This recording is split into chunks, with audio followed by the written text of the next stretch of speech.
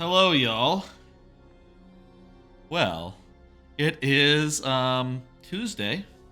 That means it's time to start this here replay of the third campaign of StarCraft II. Previously, like over the last 6 months or so. When was the first StarCraft campaign started on this channel? It was like September or August or something. Around like 6 months ago, I started down this road of replaying each campaign and putting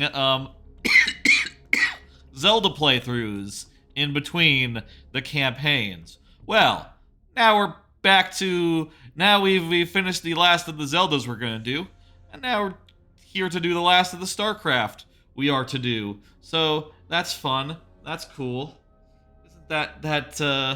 Isn't that something? I think that is something. I hope you all agree. Anyway, to recap a little what's going on in the story of StarCraft II. So in the story of StarCraft II right now, I will say, what happened in the story of StarCraft II, the previous two parts. In the first part, there was this guy named Jimmy, and he had a girlfriend who was an alien, Kerrigan, and evil alien, to be clear. She became an evil alien, and using space magic, he purified her. Also, there's an evil emperor. Second part, Kerrigan regained some of her evil powers, but in a good way. You know, slightly less evil this time, more for the better good or whatever. And also met a variety of cool Zerg characters who we like to see. That was pretty fun. And then she killed the evil emperor, and I think that's where it leaves off. And here we are in the third part. By the way, it's important to note there's evil aliens and a ancient predecessor, plot afoot in this specific game, in this specific bit. So, we're finding out what's going on there, and it's gonna be a whole thing, basically. I like off-center, weirdly. Seems like it's oddly off-center. I'll have a look at that later, perhaps. I will say, since the last time I have done StarCraft II, I have gotten a new PC. That was like 3 months ago at the start of the year. So, any performance issues we had last time, expect them to be well done, well gone this time. How about I just leave it in place statically? I don't like that either. So, this time, we're going to have a nice, well-performing stream where no hitches, and it'll be on really good graphical settings. And, yeah, it's going to be nice. I have the aliasing on. What's the deal? Let me just go to the graphics and show. Well, I can do that. I could probably be on Ultra, actually. Yeah, let's just go ahead and put it on Ultra. What the fuck? I don't know if it had, like, settings from my laptop or something. I did try to play this game on the new laptop as a test. Probably save the settings or something from that. Anywho, without any further talk, let's get into it. Though I do have one thing to note before we start, as I tend to do. I tend to have things to want to note. Small thing, the YouTube has hit 100 subscribers, which is a small milestone. Of course, the Twitch is far and away, like, is at 600, but, who's counting? That's pretty good number considering the YouTube started a fair bit later, and also, the channel is mostly for the live streams, which have only been on YouTube live for the last 6 months or so. Like the last 6 months or so, something like that, which is cool. Also, we just started doing shorts, so I started just doing shorts, so probably part of that. The last 5 or so probably linked to that in some way, which is cool. Hey, appreciate it. Anyone who has subscribed to the YouTube, appreciate ya. Let's go. Like to see that number continue to go up gradually, and yeah. And I'll say the qualification there is just because subscriber number can go down. It's possible, you know. It is possible to go up and then down and then up again. Usually only in increments of 1. So once I have 101, I'll feel pretty secure that it won't go below, probably. But who can say? Who knows? It's all up to people like y'all. Anyone watching this VOD later on or watching it live. People like y'all. Anyway. To discuss this game here, I forgot that it had a prologue. I remembered it had an epilogue, but the prologue I just completely forgot. So we're gonna start with the prologue. I'm reckoning this might be a really short thing, just like a oh, we could watch the story so far. I reckon this is just a really short thing. 100 years, humans thought they were alone in the Koprulu sector. I don't know why it's this quality. The Zerg emerged, seeking to consume all in their path, and before long, the Protoss, okay, yeah, so this is just an explanation of the 3 races. Began wiping out infested worlds, burning The Zerg Protoss are like high-tech aliens, the Zerg are, you know, hive mind swarm race. Pretty straightforward, and the Terrans are humans. As they just call them humans. Yeah, they're humans. They're also called Terrans, though. For the betrayal of the woman he loved, Sarah Kerrigan. That's Kerrigan. She became an evil lady. You Arcturus. Don't do this. It's done. Helmsman, signal the fleet and take us out of orbit. Now. They're starting from the start, huh? Operative was left to die at the hands of the Zerg. Okay, we got it. Let me double check that we have the right settings for videos. Where the fuck are those? Video quality, maybe? Movies are on high already. That didn't look high to me, but whatever. Maybe they were fine. Let's just go ahead and start on normal. Normal difficulty is the default. We're going to go with that. And yeah. It is an era of great uncertainty. The dark god Aemon has been reborn on an unknown world, heralding doom for all life in the Koprulu sector. Before returning to his people to face their judgment. Oh, Zeratul scours the galaxy to find a way to stop the coming darkness. In this late hour, he seeks the last fragments of an ancient prophecy. Yeah, that's what he's doing. He loves prophecies. Zeratul does. As it was foretold, Aemon, the Dark God, lives again. If any hope remains for our galaxy, it lies in the hands of the Zelnaga. That's right. Only one piece of the prophecy remains unfulfilled. That on the world where Aemon was reborn, the last light will be revealed. There is one being who knew that location. A creature known as Samir Duran, or to the Terrans, as Narud. So we're looking for Narud. In this system hides a long-forgotten Mobius facility. I must hope his secrets still rest within its walls.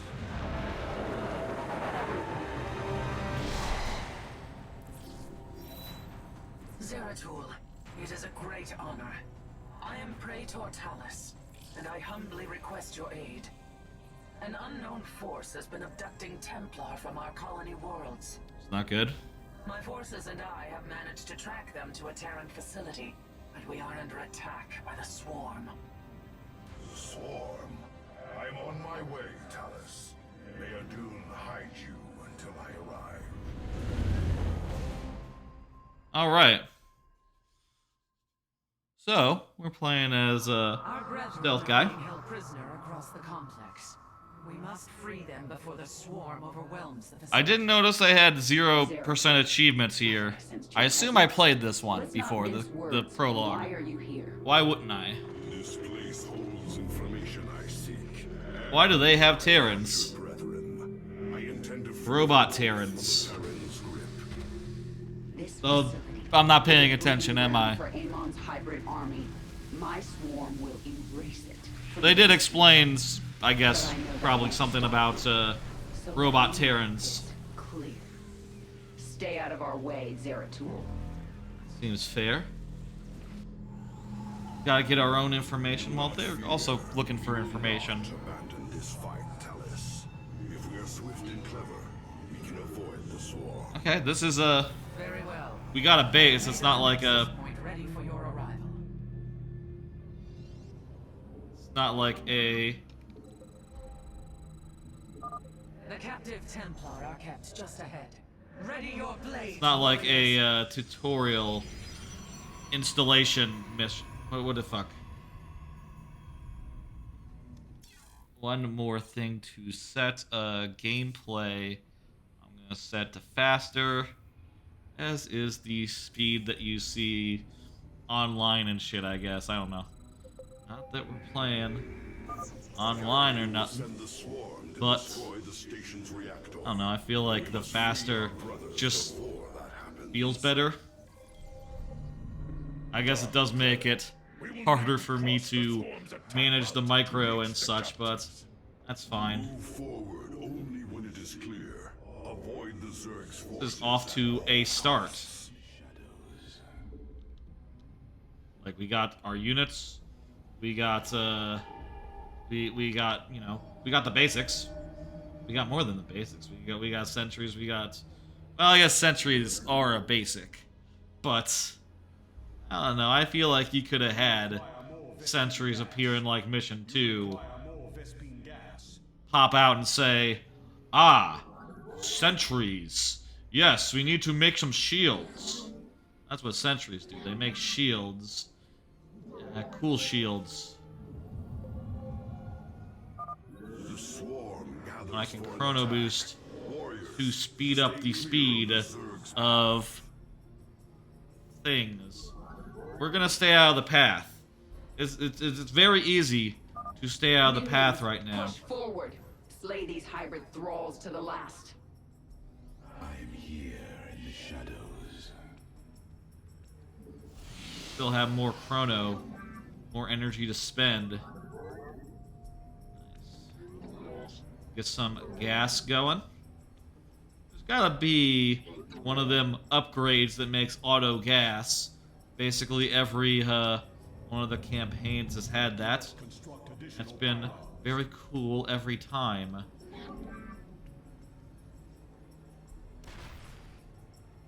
What's that? I'm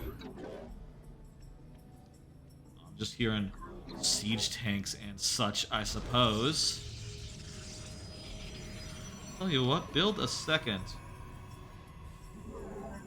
fella after you're done with that. Build a second pylon, like right here. I say build, warp in, I guess is the term. But it uses the B button, so either's fine.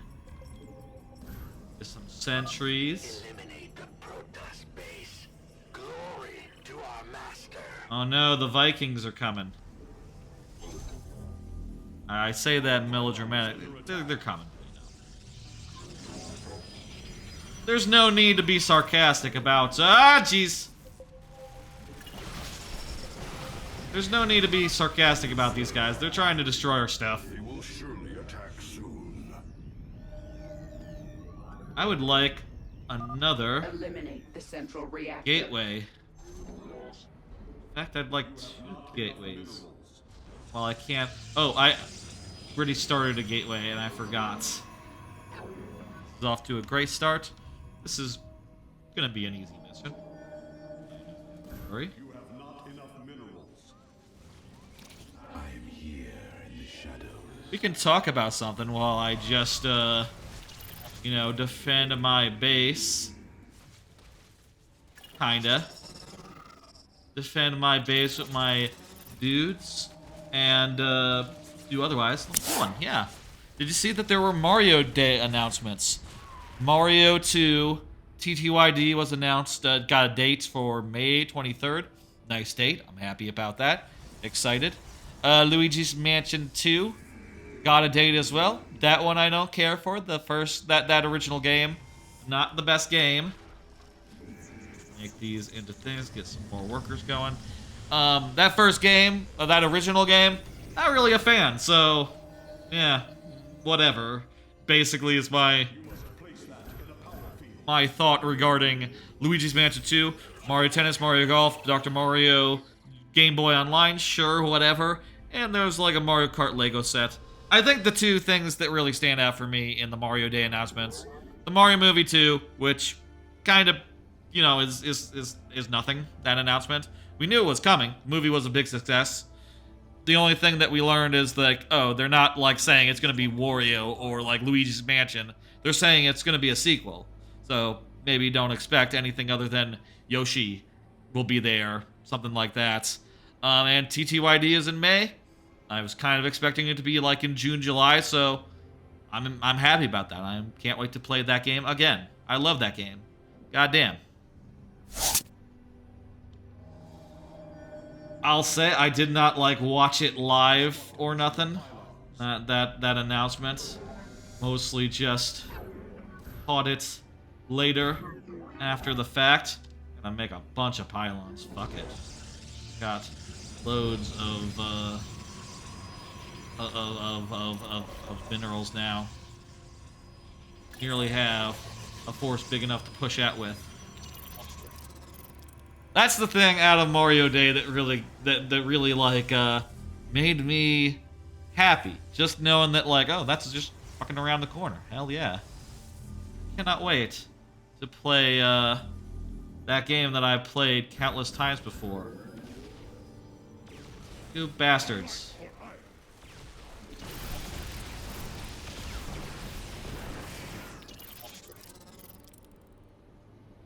I cannot wait to play that game that I have played countless times before. I'm sure it'll be fun. Let me just make some defenses here. You have not enough minerals. And I'll send that fucker back. I bet that'll be some good fun. Let's push out. We probably don't want to put our heads, stick our noses in the Zerg areas. Just sort of walk around them. Studiously ignore. I'll say, now that we're getting into, like, action and crap, I'm really a big micro person. They are slaves to the hybrid.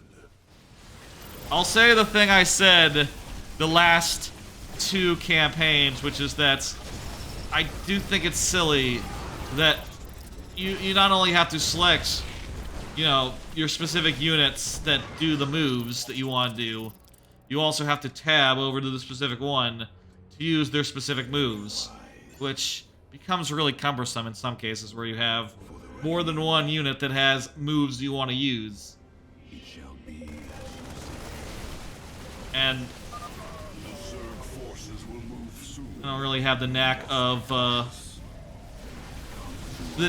figuing out like, okay, well, I'm selected on these guys, the sentries.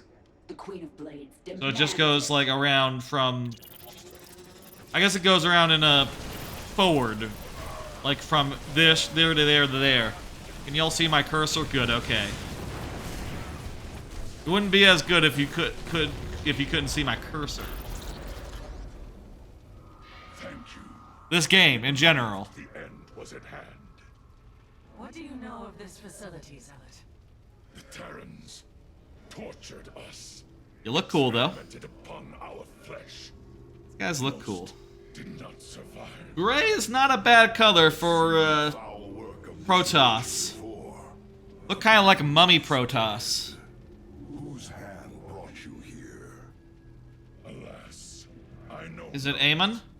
Praetor, we wish to join you to avenge our brothers in arms. Sure, go ahead. Then ready yourselves, Templar.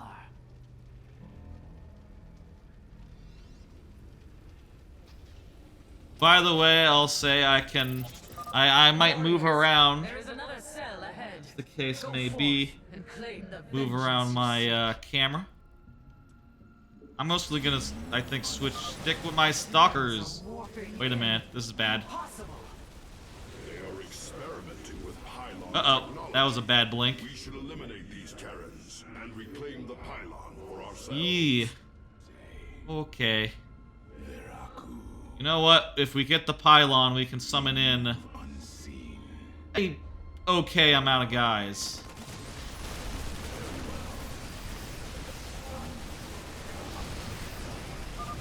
Another wave of Zerg gathers. Avoid them if you can. Oh, the sentries are healers as well. I don't remember that being a thing. I thought they laser blasted guys. Does not break. Okay. Maybe that's like a campaign quality of life thing.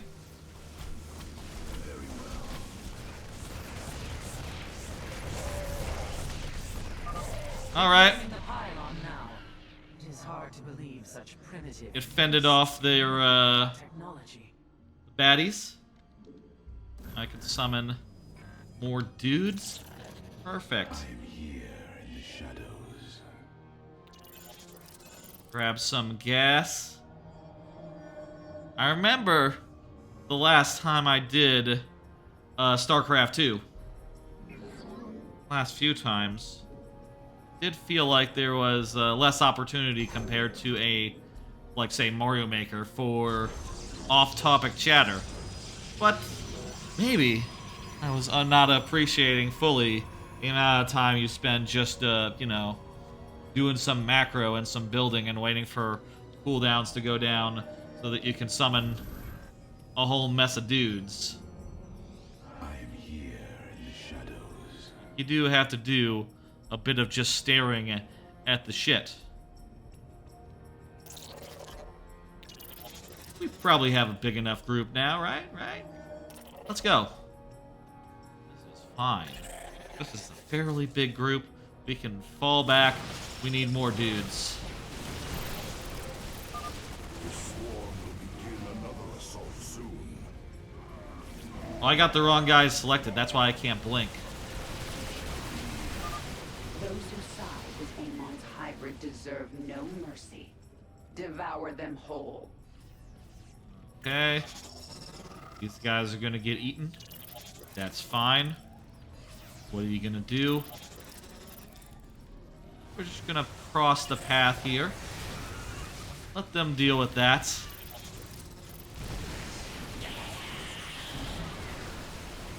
So I got a Guardian Shield. What the hell does Guardian Shield do? You know what? I should move. Blocking the... Yep. Perfect. I'll put myself here. That's good. And I'll make a bridge back to my original base. Very cool. Suddenly we don't need that pylon anymore way over there. It's not in the best spot. Quite. I'm gonna put myself right here. Pretty good spot to, yeah. How does the stream look? Looks good to me. Looking on the preview monitor. Good. Okay. It might have gotten a little wonky when I started alt-tabbing, maybe, to adjust some things on my preview monitor. Or it used to be warp-gated.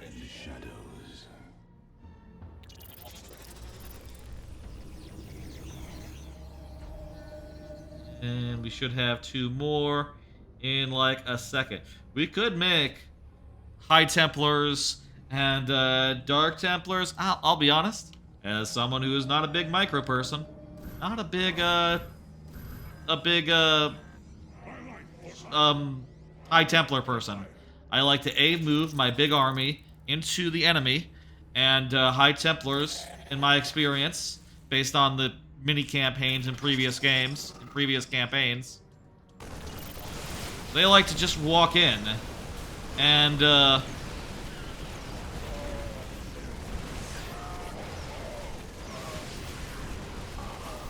they sort of like to just walk into the enemy.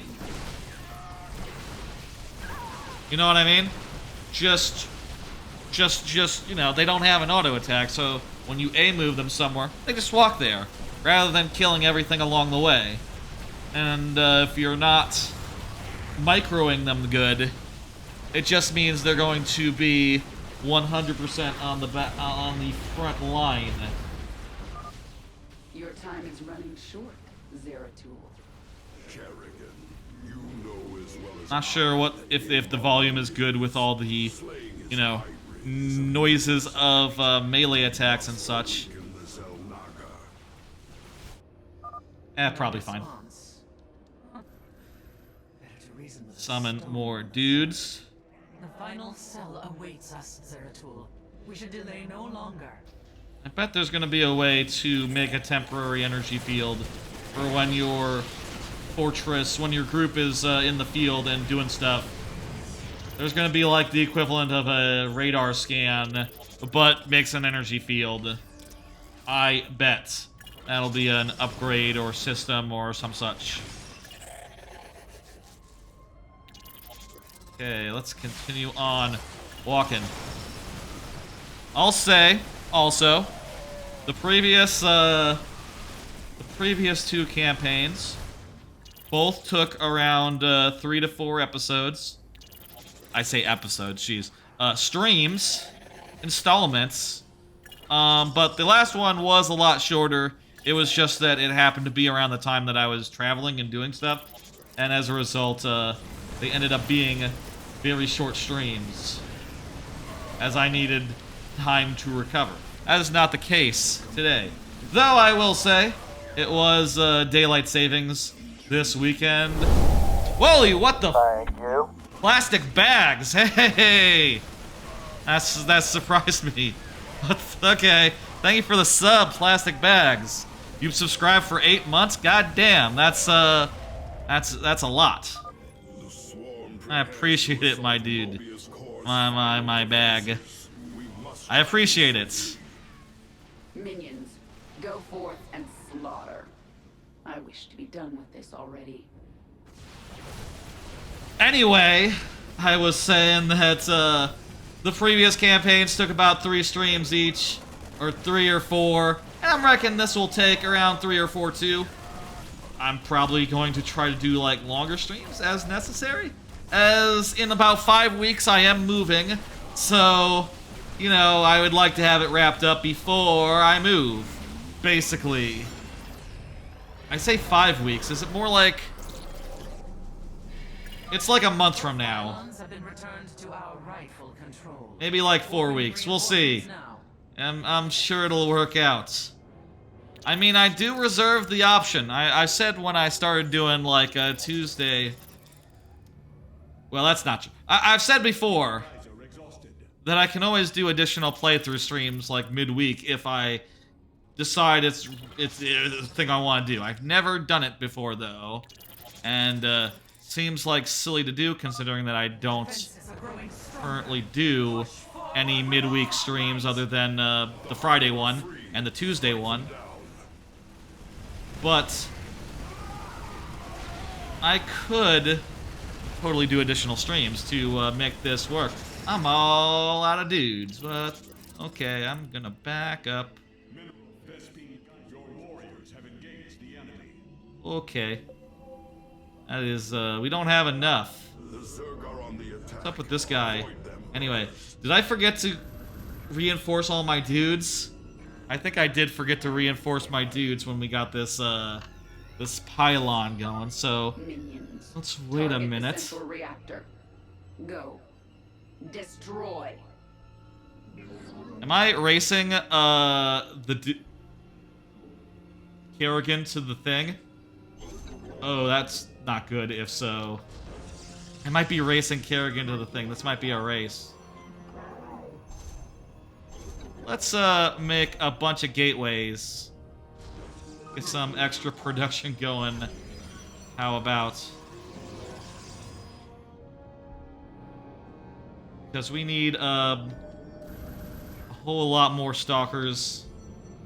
A whole lot more everything. These guys are all out of gas to get. I guess build a nexus here. This is a prologue. Seems like this is less of a tutorial refresher, you know, good to see you type thing, and is actually a real honest-to-God mission. Huh. Simulator. Do some simulators here. And set them to work. Do simulators here. And then after, I'm gonna have them all start mining. Sure.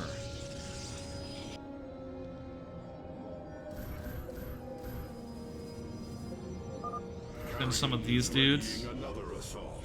Be careful. Okay, gate, GGG. Can you not transform them back into a thing? Oh, you can, but by default it's nice and doesn't let you just mash your way back to regular-ass gates.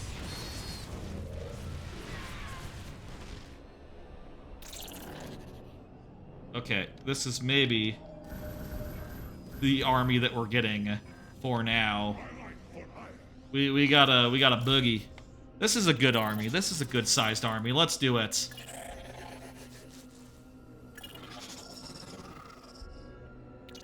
Okay, just move these guys over here. Meanwhile, let me make a bunch of sentries. Why not?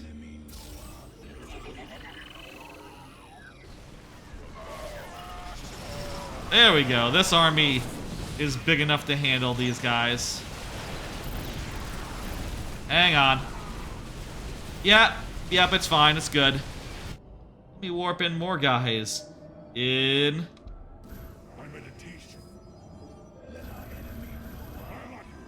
Warp in more guys.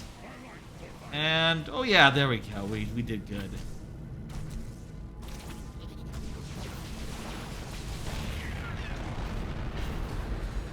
Yay! We thank you, brothers. The Tal'Darim have been abducting Templar, bringing them to Terran stations, turning us into hybrid. Yes, this is the backstory. This is the setup. Never ventured so close to our worlds. This can only be the work of Amon. Templar, where were they holding you?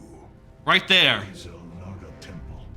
Wait, what? I have seen. They were holding them right there. It's called Eris, but its location was kept a secret from us. I'm gathering that we have to do 2 more missions here in the prologue. Served under Naru's That's cool. He would have known the location of this temple. The Atreus system. This is where Amon was reborn. Okay, Atreus. Sigma Quadrant. And I'll say, if I recall, You aided me in my quest, Zeratul. I am honor-bound to help you in yours. I'll say if I recall, This temple. the other protagonist, Artanis, is maybe a bit cooler as a main protagonist than Zeratul. Zeratul is good as a guy who appears and does something cryptic for like a minute, but Artanis, on the other hand, is like a cool dude, kind of a cool dude, kind of like a military man. Forces have secured a location near the temple grounds. And also, you get the Move against the Tal'Darim. assortment of cutscenes and stuff. To be a truly glorious battle, brother. Okay, I'm hoping this is a much simpler affair. I want just 100 units under my control, just move them into enemy. Let's go. The Temple of Eris. Within those ancient walls. Wait, when did we get the location of Eris? I thought it was a secret. Seal the temple. None enter until my work is done. Any who defies my order. Malash is that's a cool looking portrait. No one remembers Malash. Alderine, High Lord, is Everyone has 100% forgotten Malash now at this point in time. Difficulties do not end there, Zeratul. That's a cool. That's not a bad portrait as well. That character isn't going to be a character for this game, I don't think. Reserves beneath the surface are turbulent. The planet is in a state of constant eruption. I want to start meeting the characters that are actually in the main game, and I hope to get to the main game and start it up tonight. I'll say that much, because there's some cool ones. I reckon Alarak is like way beyond what's possible tonight. Maybe that's a stream 2 deal, but you know, we'll meet. I'm sure. I bet. I have no idea how long this intro is. This counter will keep you aware of the current seismic pressure. Okay, thank you. Prepare to move out. I expect a fissure will erupt shortly.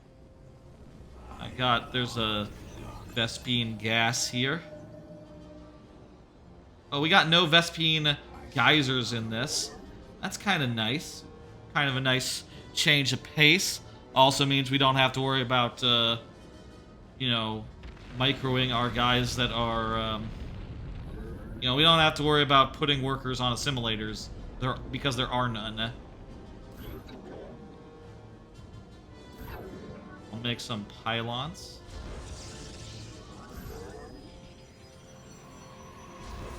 And also another gateway.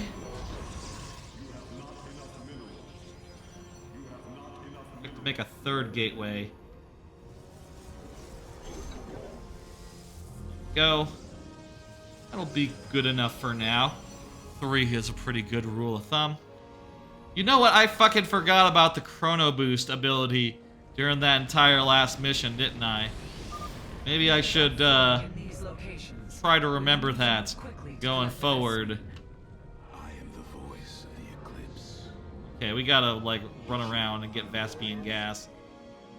Presumably, others will get it if we're not on the ball.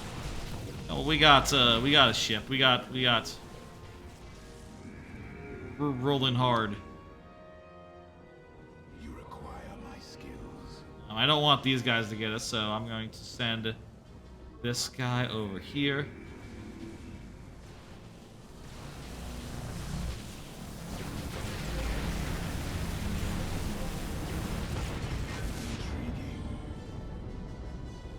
Alright. Somehow this guy came along for the ride. Good looking out. These guys grab that one, and yeah, let's all group back home then. Get these gates up. I get like a star gate. Yeah, let's get a Stargate. Start pumping out some the ships.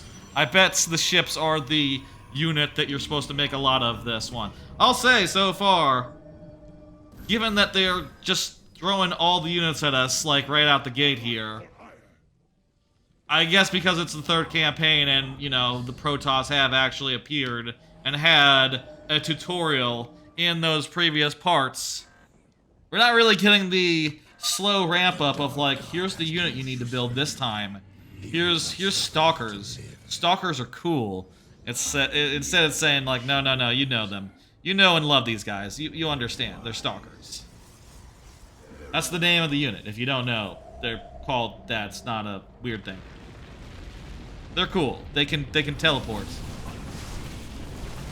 and shoot laser beams.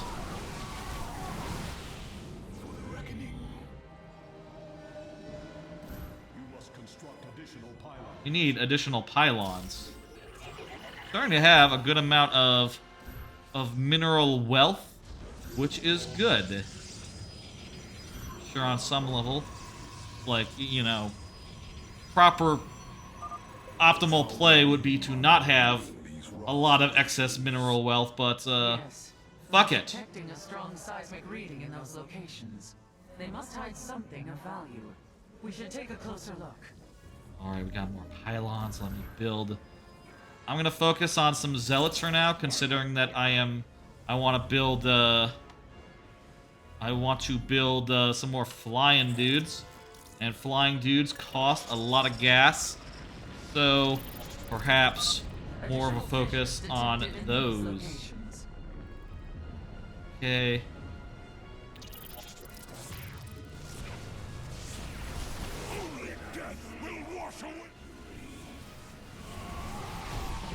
Alright. Destroying this might be faster than destroying the thing. Did I lose a ship?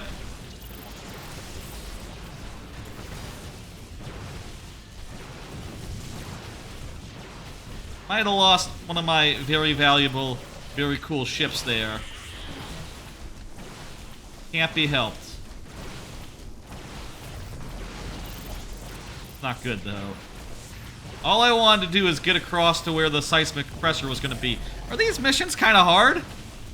These missions are kind of hard for the first missions of a campaign. Huh. They're like a little bit demanding. Not that demanding. Like a little bit commanding. Demanding? Commanding? That's not the word.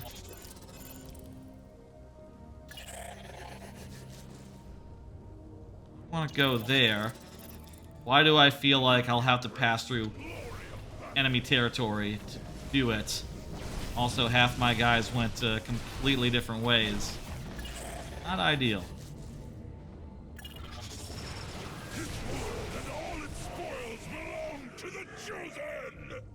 Set this so I can make some.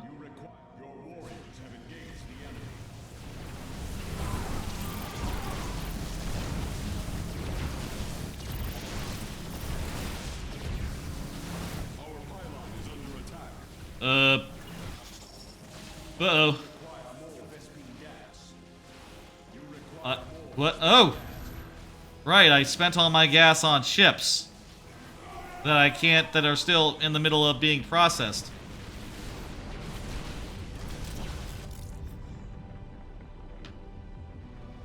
Is this like a challenge mode campaign thing? Should I not have done this? I seem to have lost all my dudes. And am in the process of losing my base.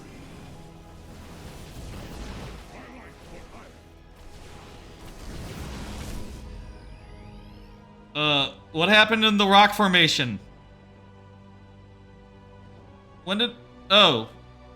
Probably they ran into turrets or something.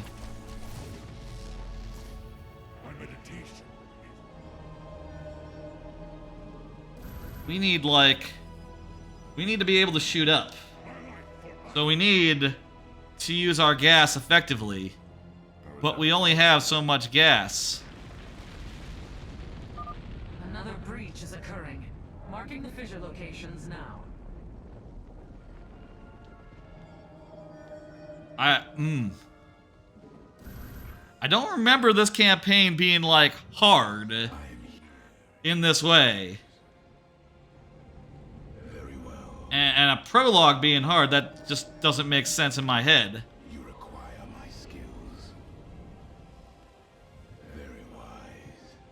But it seems to be. For now. Intriguing. For the How about I send this guy to blow up this rock?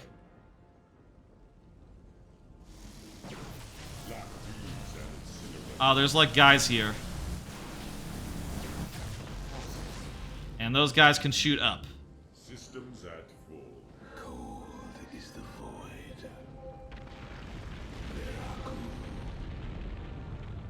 Let's just check if these guys are still kicking. Maybe just destroy this.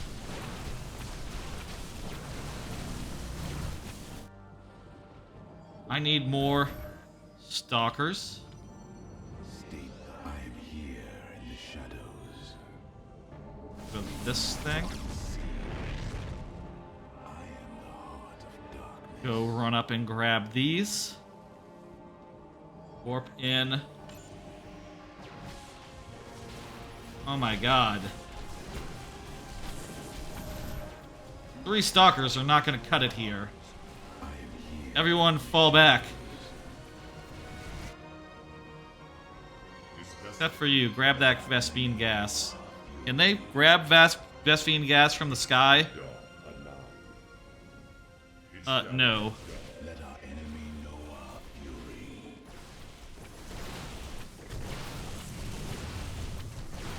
You. A move.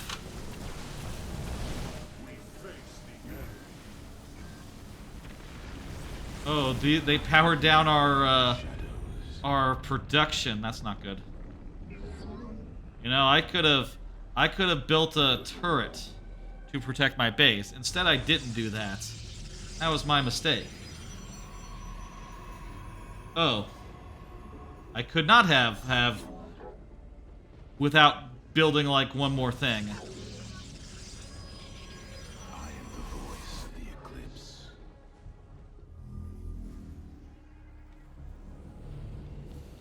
Oh, God. What the fuck? I am perplexed at the weird difficulty spike for this was a prologue? Maybe I never played this because I do not remember anything this hard in the campaign. I remember it being a regular ass campaign, similar to the other couple. Similar to the other ones. Nothing unusual, nothing out of the normal, out of the ordinary. I have enough mana to just make a million fucking... I say mana, what the fuck? I have enough minerals to make like a whole wall of the fuckers. Let's do that.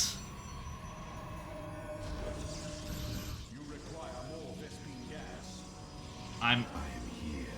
Okay. This is the size of my army. All out of Vespene gas until I go get some.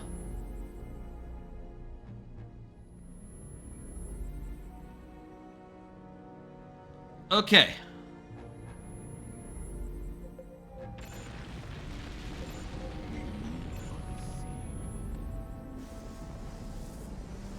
Warp in more stalkers.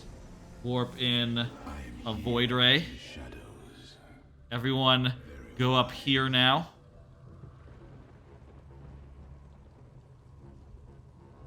Can we swing by that one as well? Kinda looks like it's on the other side of enemy territory. Very well.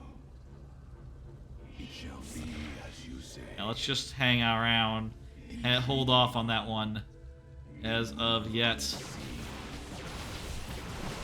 Probably should take out this base.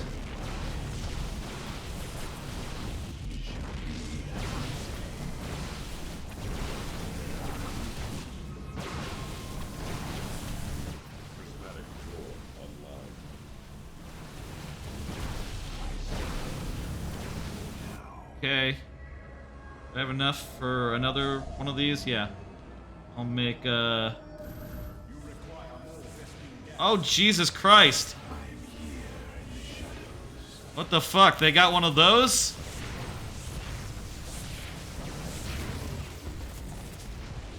State thy bidding. I serve for now. For the reckoning. They got a lot of different units they're throwing at me. Holy shit. I don't even know if I can do those. Maybe I can.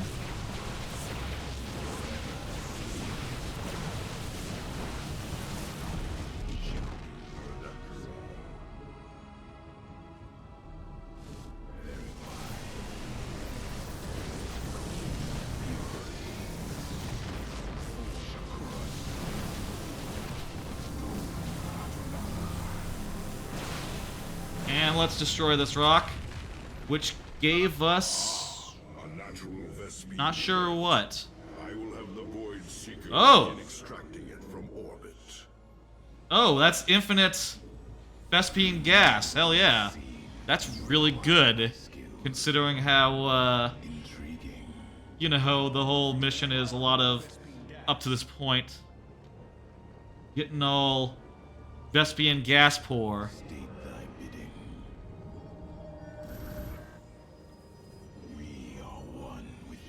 Okay. We got 3 Void Rays. Void Rays? Yeah, Void Rays. I am detecting another eruption. Visual Walk them over locations here have been and get the other rock taken care of.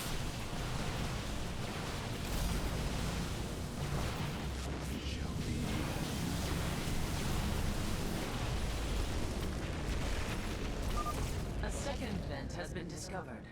All right. Readings indicate one more remains. Very cool. Good. Can you make like what else can you make from Stargate? So you can make carriers and tempests if you want to. Okay. I'm gonna make some more pylons.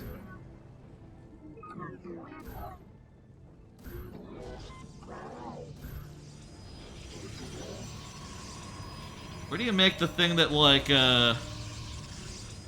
serves as a mobile the thing that flies around and you deploy it? I guess that doesn't work. I could just pull in a pylon. I could just make a pylon in the middle of the battlefield like the enemy is doing. That would be a good approach.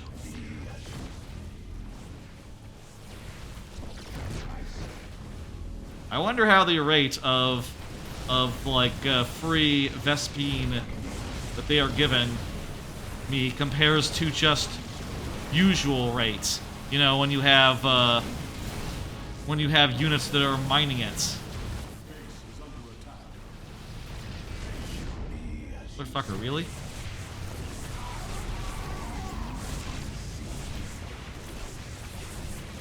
I will send them back. Jesus. I am here in the shadows. Intriguing. Here come the boys in blue. I guess they're boys in blue. Boys in blue. Alright. All my fucking cannons got. What if it's like 2 layers of cannons?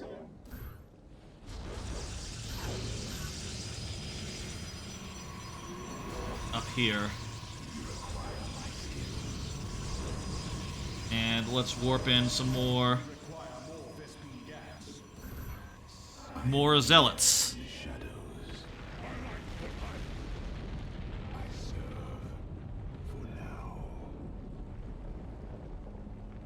Okay, let's make our way over here. I'd really like enough Vespine gas to make another one of the here group here.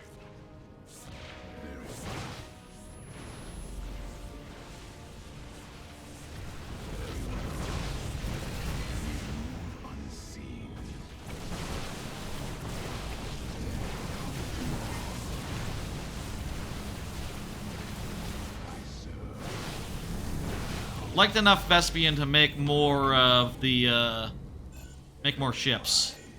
It's really what I want right now, and I think that'll do it. Yeah, make more of these. Warp in some more sentries. Where's my big group? I say big group. They're kind of now just a medium-sized group.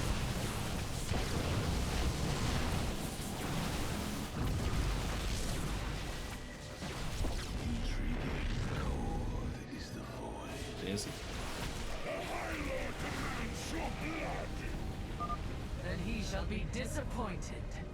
Zeratul, I am detecting another Let's eruption. focus down that guy. Visual locations have been marked.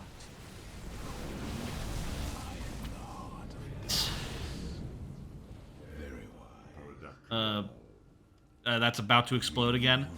They're repeating now. Maybe they were repeating before, but they were repeating in far away geysers that I hadn't gotten yet.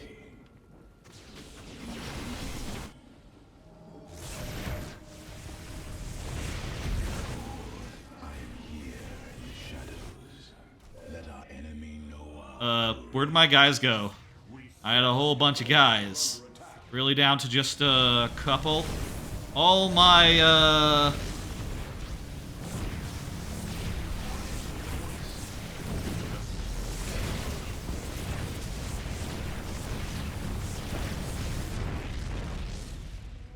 We are one with the shadows.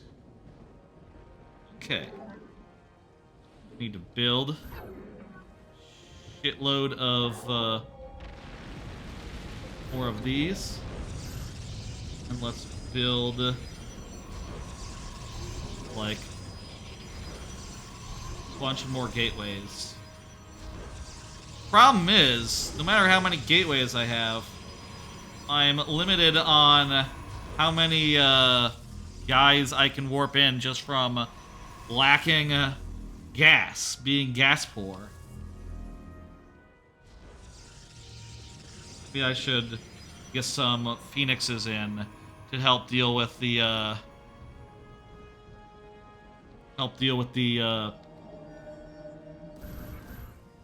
there's the big boys, the fucking tall man. Striders? I forget. In a minute. Holy shit. Teleport successful.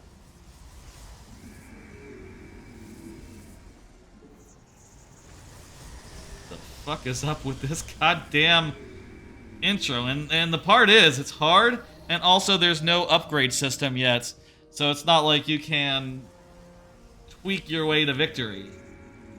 You know, what you have is what you have. And I require more Vespine gas. Understood.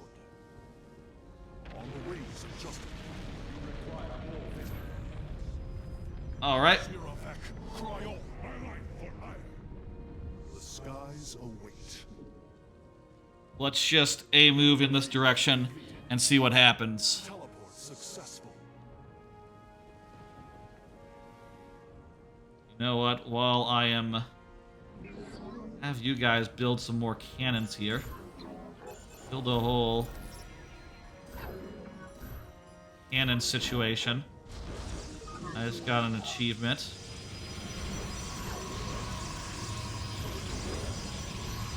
Teleport successful. Build like a hallway of cannons? I don't know. Does this make sense?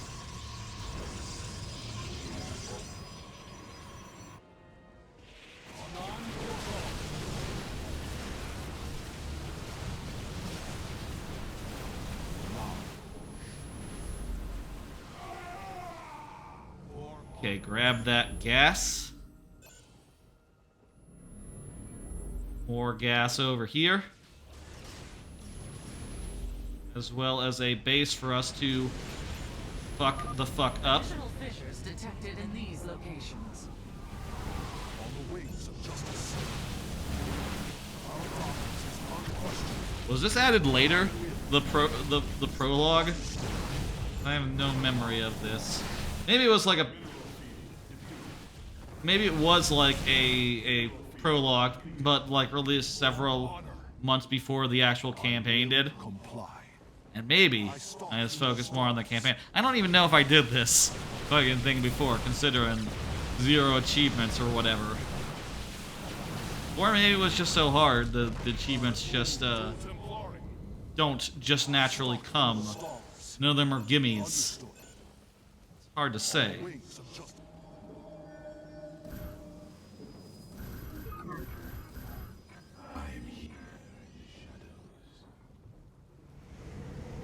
Okay, La Farosh. let's get this vent situation cleared. On the ways of justice. Wait, this is not a... this is not a rock. This is a thing that's about to gush out more minerals. You go over to... Go over to this one and grab all this shit. And come back. On Korhal. For honor, I will comply. Let me grab this. And yeah, I think we got a good force here. I stalk through the stars. I will comply. I soar to victory. And hopefully this means no more of those big fucking Strider motherfuckers. Jesus.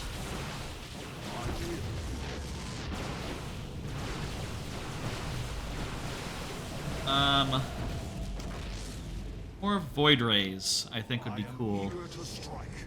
We now have a good amount of gas.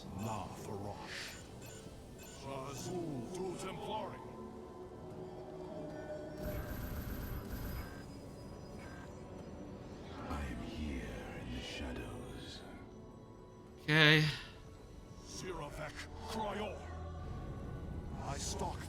Let's march forward. What's up with this little corner here? I'll see why this corner has, like, defenses and all. These guys ran into a raiding party.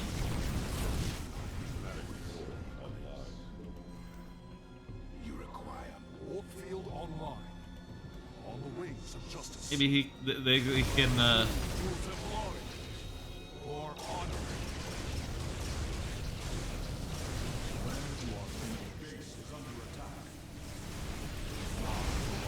more big boys. Oh, we were done with big boys. Okay. Guess some, final Stalker reinforcements then. For one last big push. And let's,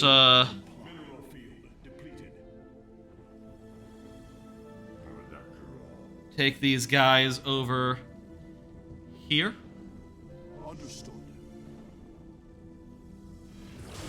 Whoa, whoa, whoa. Back off, back off. On the wings of justice. Depleted.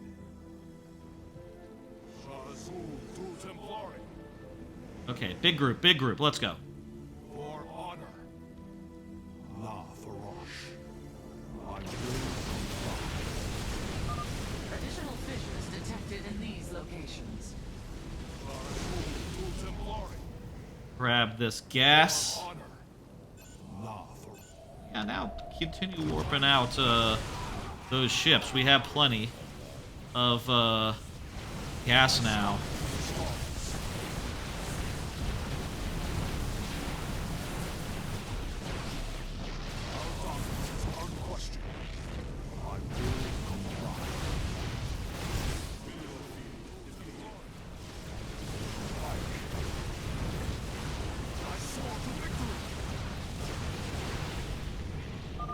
Excellently done, Zeratul. All right, bonus objectives. The They're all Void done. Seeker is now extracting Vespene from all 3 vents.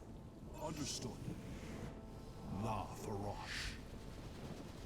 Right, now let's go ahead and knock down their door. I stalk through the stars. Our forces are closing upon the temple. We should gather our warriors and strike as one. That's exactly what I'm doing. You guys need to not go so far ahead of everyone else.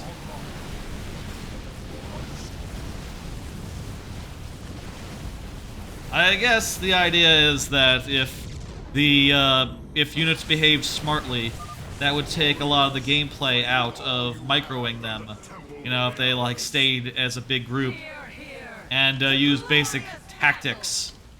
But I don't know. Seems to me like it'd be nice if you didn't have to worry about your guys just running ahead and getting themselves killed.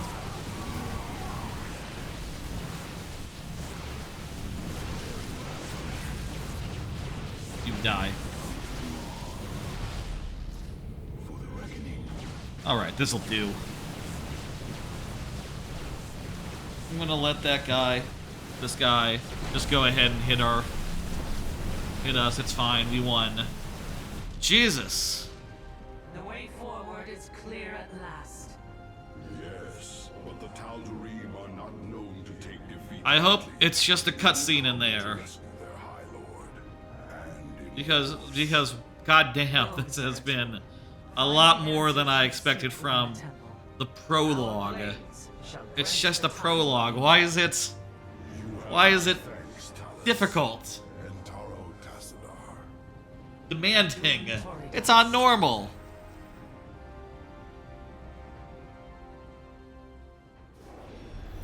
Jesus, what's Ghost in the Fog?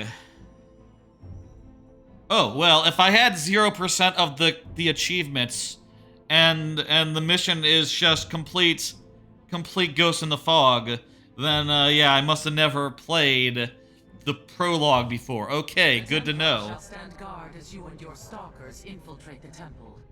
May Tassadar's shadow hide you. Hey, quick question. How long Legacy of the Void prologue? How long?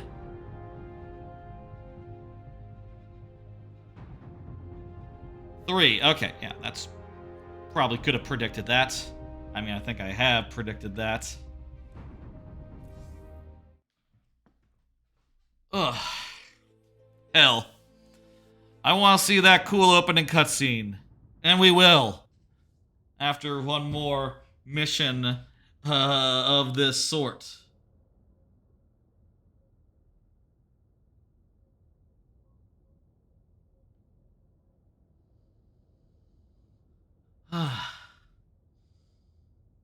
Here's another... Well, I shouldn't. Bad time for a card. High Lord, the intruders breached the temple. They will be upon us shortly. There's the High Lord. Seal the access way. I will contact the Master. As the blade of Aemon. Again, that's a really good hat on that guy. I like it.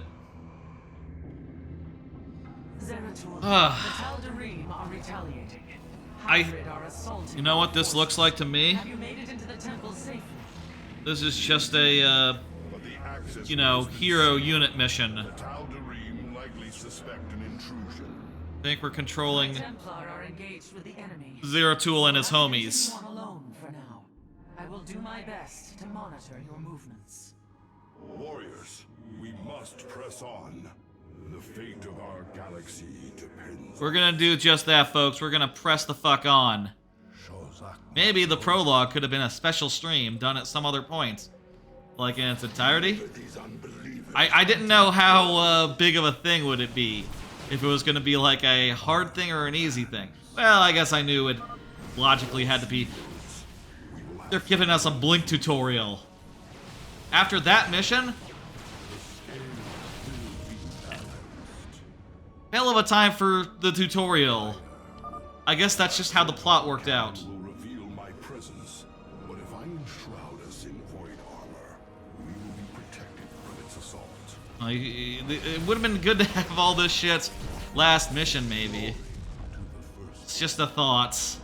Just a thought. Hey, you know what? A single shadow strike should eliminate it. We must not. Nice to have a plain and simple mission that isn't too hard after the last one. Oh, I'm positive. The Tal'Darim have constructed anti-air cannons on the temple ramparts. Alright, we can deal with that. Destroy them, Zeratul, and I can send you reinforcements. Void armor. I like it when all the dudes, all your dudes use the same hotkey and they all share a button. Like right now I can blink with all my dudes even though they're different units. They all use the same blink button. And they all work together as one. That is just a good way to do a game. I'm sending you reinforcements now. Oh, neat, I get reinforcements. My burdens weigh. Do another card real fast. Did y'all see the Pizza Tower, the Noise update? Apparently, it's an update where you can play as the Noise, a minor character. Your undoing, abomination. It's a update where you can play as the Noise, who was a minor character in Pizza Tower. He apparently has some different text, some minor technical differences from Peppino, main character of Pizza Tower. And people say it's cool. I think that's just it, though. It's just like a... It's just like a new character who plays differently. Think like... I guess it's more nuanced than like... what's a good game that does that? I think of New Funky Mode, but New Funky Mode is a lot less elaborate. The new character, the Noise, has like a half dozen new moves and new techniques and new things that you can employ. But I guess for, you know, for a basic platformer that doesn't have a million moves, the amount that Funky has is significant, and so too is this. That's my understanding. I haven't tried it. It just came out today, or was announced today. I am not 100% clear on that point, for what it's worth. But, seems cool. Check it out, I guess. I'll probably check it out at some point. I feel like when I saw the announcement, part of me was like, oh, what is this?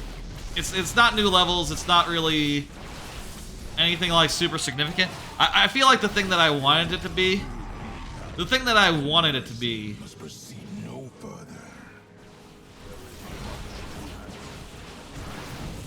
the thing that I wanted it to be was Nintendo Switch. Nintendo Switch version. But it's not that yet. That'll be coming, I'm sure. For anyone waiting for that version of Pizza Tower, I'll say it's goddamn good, and you will enjoy it when it finally reaches the consoles that you're looking to play it on. Though at this rate, it might be Nintendo Switch 2. That's probably like a year away, right? Nintendo Switch 2? Probably will be announced sooner rather than later. Maybe at E3. No, not E3, but Summer of Gaming. Maybe at Summer of Gaming.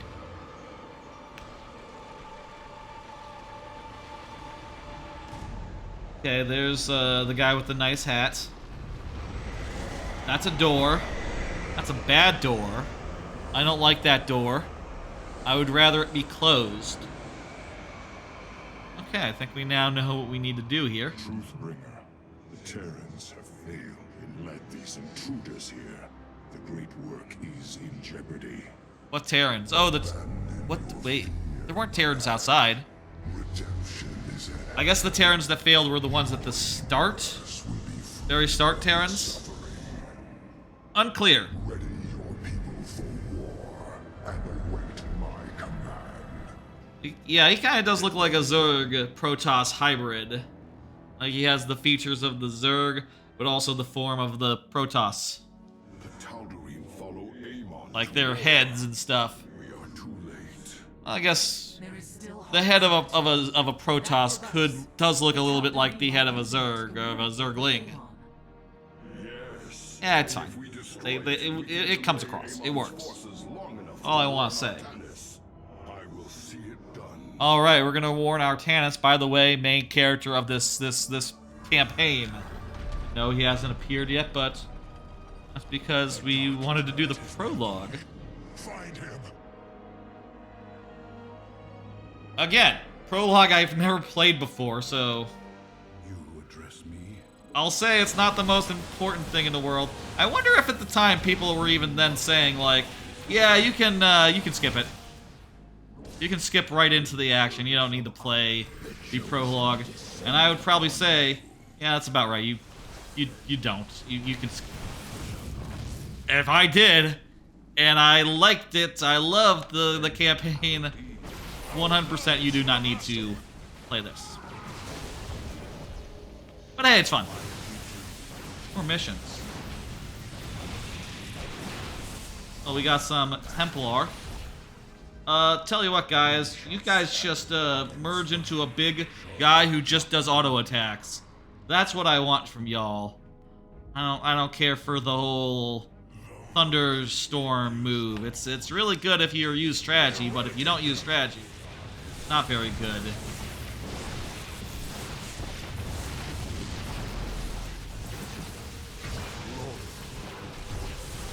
And we're not going to use that much strategy. Oh, we should go in here and get some more reinforcements. Oh, this is the wrong... Oh, no it's not. No, it's not. We just bounce across here. Alright, that guy can't come because he can't teleport. Come on. Where are you going?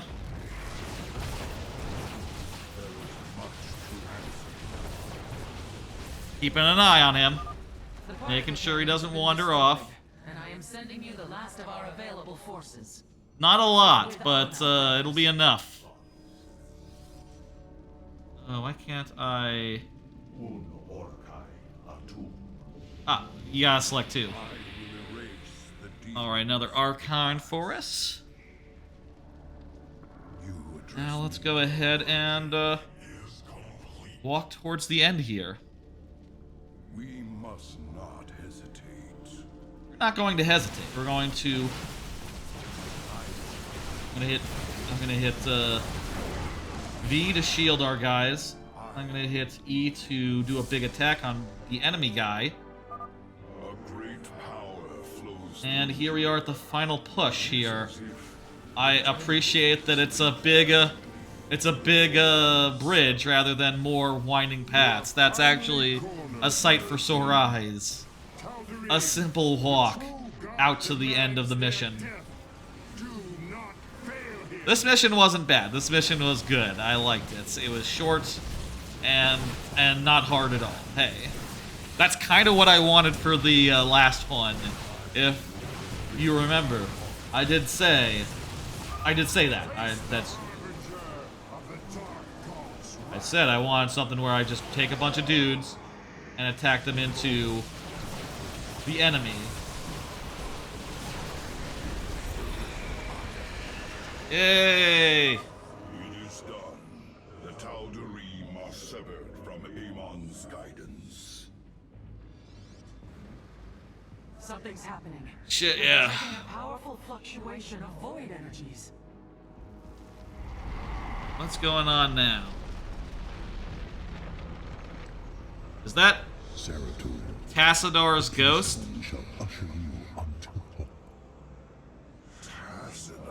Yes. Now, Tassadar isn't in this game, really, not because he's dead and all, but I played Heroes of the Storm, so I know him from that. And he's like one of the first Protoss characters they made, so, in Heroes of the Storm, so he must be important. Your salvation shall come by That just makes sense. He's not like a backbencher like other characters that came in later, like the Probe, or other characters like the Siege Tank or the Firebats hero. Not all those are okay. Let's just go. Let's go. And I have made our way inside and are holding back the Tal'Darim. Make your way to us now. There's kind of too many of them. honor commands. We must rise. This archway has collapsed. I must find another exit quickly. Yeah, let's just go in this way. Pointless crusade to prolong the suffering. And I can use this to basically heal up the shields. So there's no reason not to use it. On cooldown, essentially.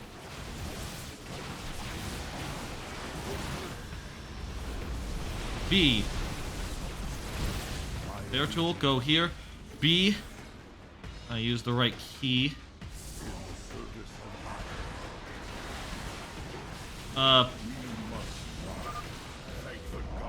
B. Where? What? Which way? Oh. Come on. My allegiance is yours. Move quickly I guess Zeratul is stealthed. There is no time, Zeratul. Make your escape. You guys had quite a bit of guys over here. Fine though. Go. Now. Me and my buddy. Hierarch, what has occurred this day? Me and my one stalker here. Not that.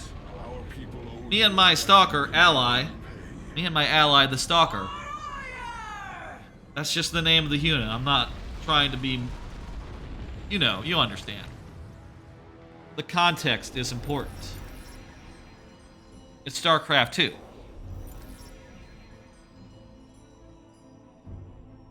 Kill 20 units with Shadow Strike. Do not lose any units before destroying the Void Catalyst. Okay, didn't get any of those. That's fine.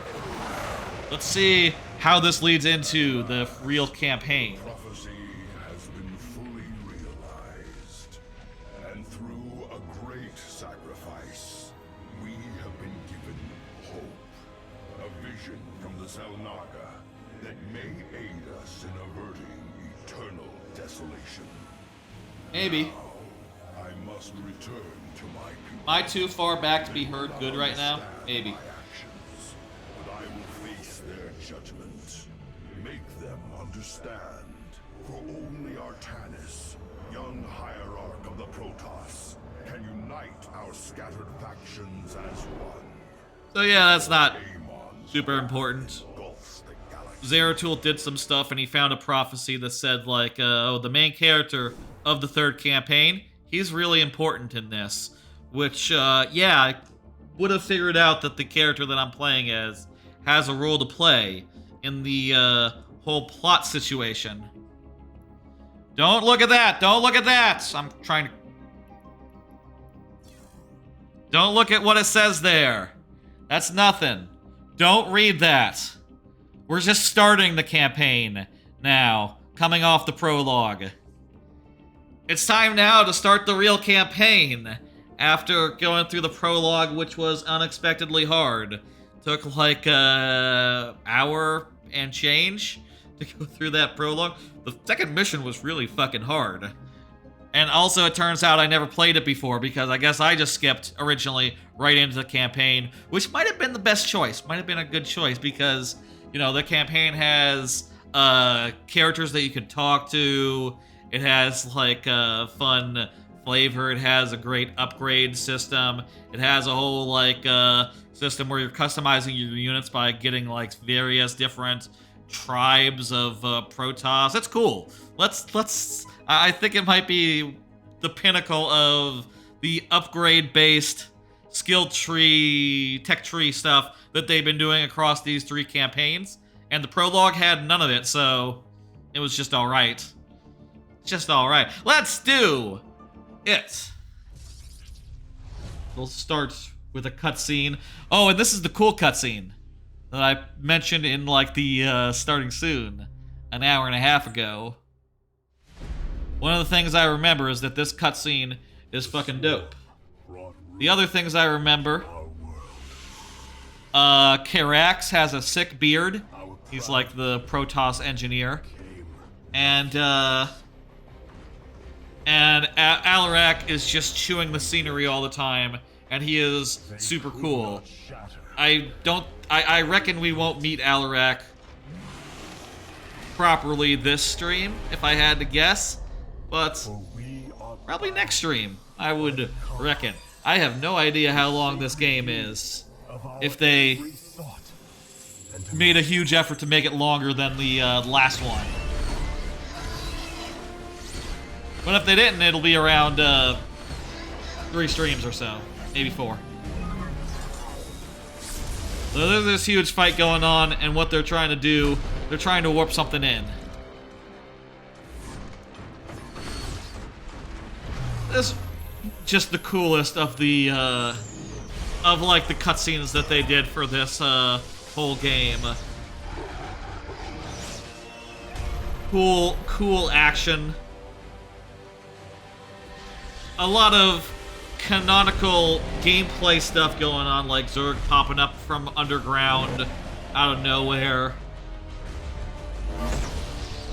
These guys are gonna form an whatchamacallit, just like in the game. An Archon, yeah, that's it. That's the one.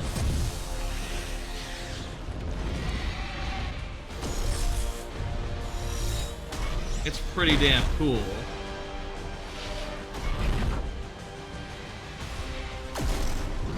They killed the Ultralisk, but, you know, there's more. There's always more Zerg, is the problem.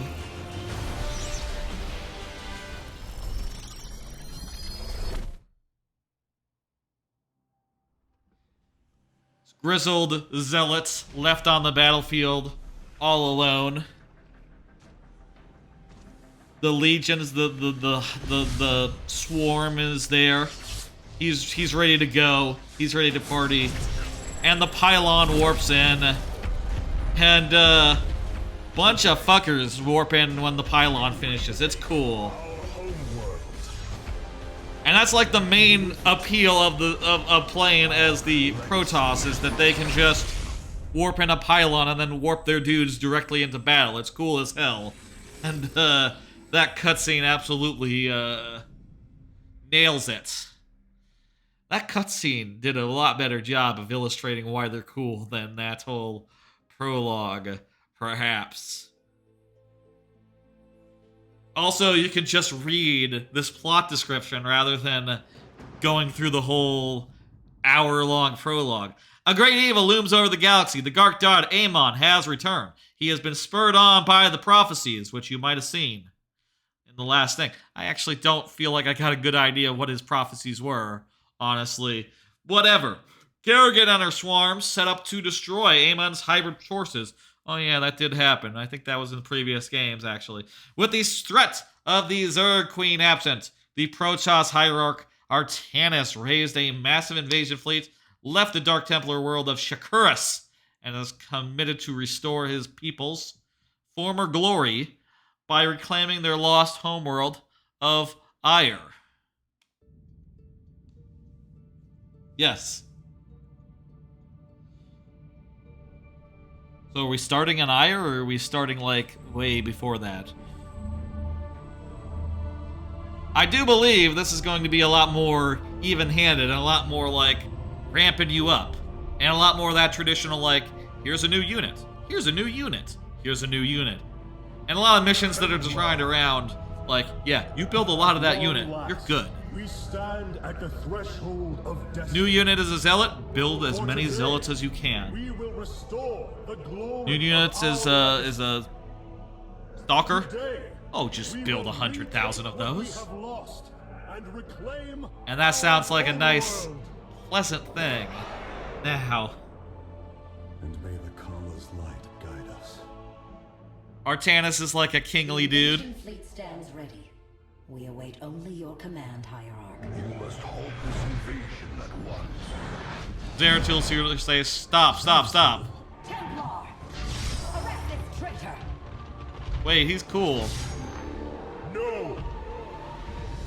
We will hear him out. Artanis is a cool dude. Has come. Amon, the Dark One, has returned. This heretic cannot be trusted. This is Celendis. a distraction from the true battle ahead.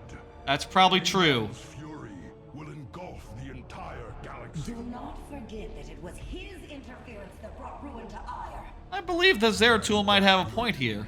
Weighs heavily upon me.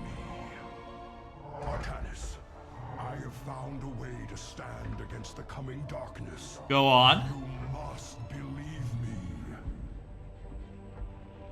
I really liked Artanis in Heroes of the Storm. He was a very fun character to play as. Many have sacrificed in the hopes that this moment would come Very to fun pass. tank. Executor, commence the invasion. Okay, this is where we're gonna start. Invading Aiur. Now, Zeratul says this is a bad idea, but Zeratul's not always right. And sometimes he'll be wrong. We'll be fine. You saw there was an epilogue. That doesn't, you can absolutely fight your way out of anything. Even the apocalypse. or whatever. I say whatever. They've shown in the previous campaigns that the apocalypse is coming. Damn, that's a lot of dudes warping in at once. Well done, Solendis. Once the warp conduits are free of infestation, our forces will strike as one across the surface of Aiur. Oh, this seems like a fun, straightforward mission where I get a bunch of dudes and get to A-move them as a big group. Yeah, I'm gonna select all my units, and let's... Yeah, A-move. I'm done. Look at that. It's as simple as that. March forth and take it. I should move the camera, at least. There we go. More dudes. Hell yeah. For my dudes to command. More A movement. Use them well, Artanis. Now, why don't I just move these guys specifically so that I can place them in a place where they're able to all attack good. Did you... Okay, those guys are not important to me.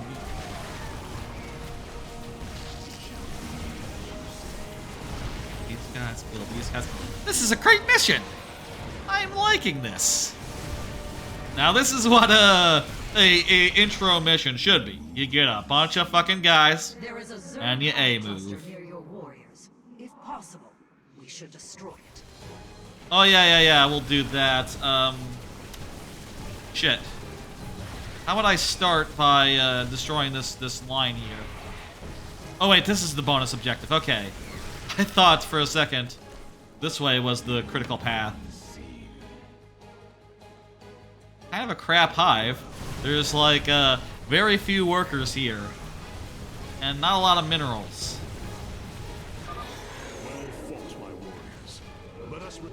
I guess the idea is that they've spent this whole time like putting hatcheries everywhere on this planet. So they've gotten every base that you can get, including the bad ones that have like 2 minerals. And also they've been mining forever, so you know, how much minerals can there be?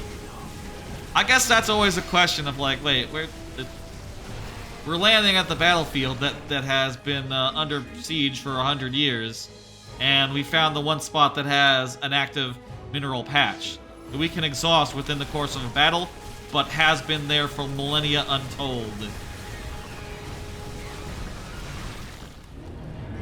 This is a classic case of, you know, try not to think about it. Austin Powers. The guy from Austin Powers, you know, the government guy, you know, the boss man. As you command. 2 warp conduits. Well, that's a lot of guys. Ready yourselves, brethren.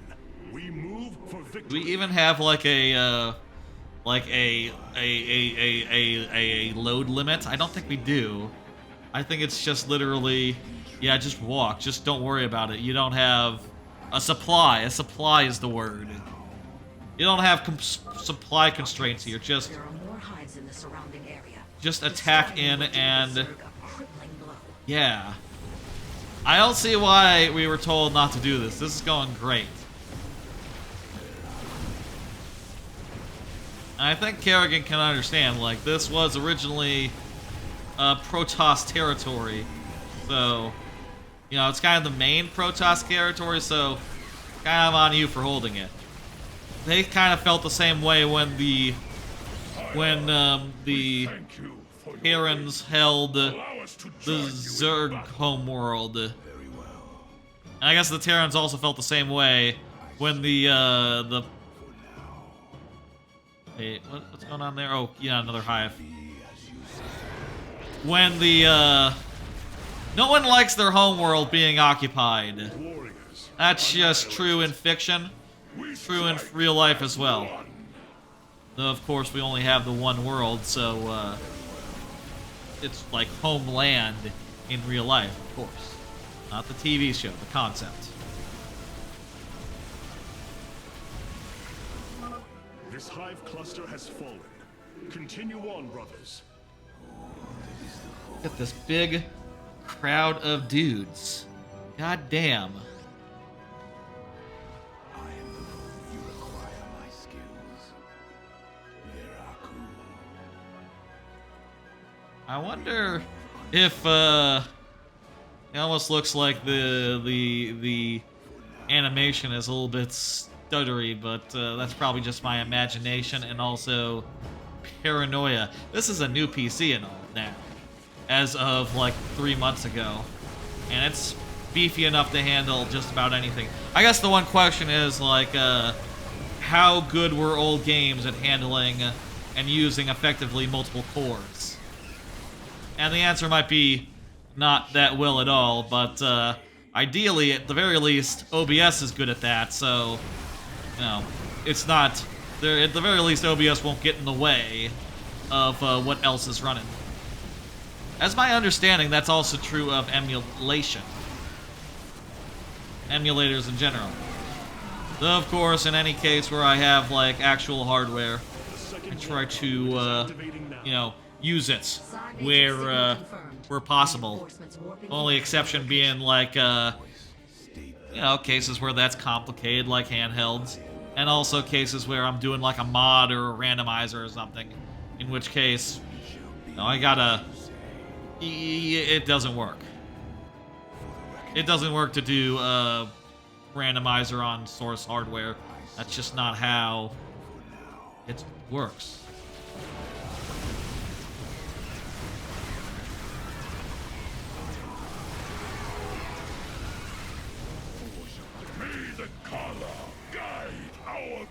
Perfect. We're just A moving here. How about another card? I watched The Cable Guy. I've talked about at length before how I like to, on Fridays, watch Dan Reichert's channel, like his live streams on Fridays. He's a very big streamer. I'd say a very big streamer. He has a following. He has, like, you know, hundreds of people usually in chat. Maybe not as big as, like, the biggest possible streamers. You know, those are, like, have, you know, tens of thousands or whatever the fuck. Millions of people know who they are. But he is big and is professional and, you know, has his day job be entertainer, you know, streamer, etc. Works at a gaming outlet, you know. Anyway, he was doing a watch party of The Cable Guy on Friday, and I had actually... Funny story, it was hard for him to find The Cable Guy on Amazon Prime, and I was actually the one who, in his Discord... Hey, Ben122112507, how you doing? I was the one in the Discord who, like, figured out that if you search for Chip Douglas Cable in the Amazon Watch Party interface, the movie comes up. The Cable Guy, with Jim Carrey, also called Chip Douglas Cable, apparently, according to Amazon Prime. Anyway, I had not seen that movie, and goddamn, I was really surprised and delighted by The Cable Guy. It was very funny, weirdly dark. I don't know why people don't talk about The Cable Guy more, but basic concept is that there's a weird cable guy, and he is very clingy and weird about wanting to be the main character's friend, who is just some guy. He's just some fucking guy, and the Cable Guy is just aggressively asserting himself into the Cable Guy's life in a way that is very funny, since it's Jim Carrey being weird and doing Jim Carrey stuff. The final conduit lies before us.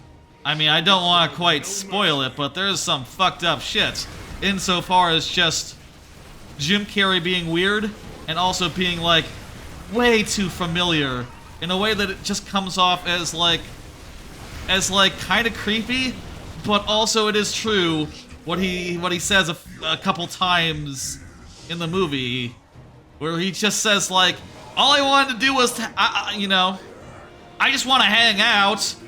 There's a great scene, probably like one of my favorite scenes in that movie,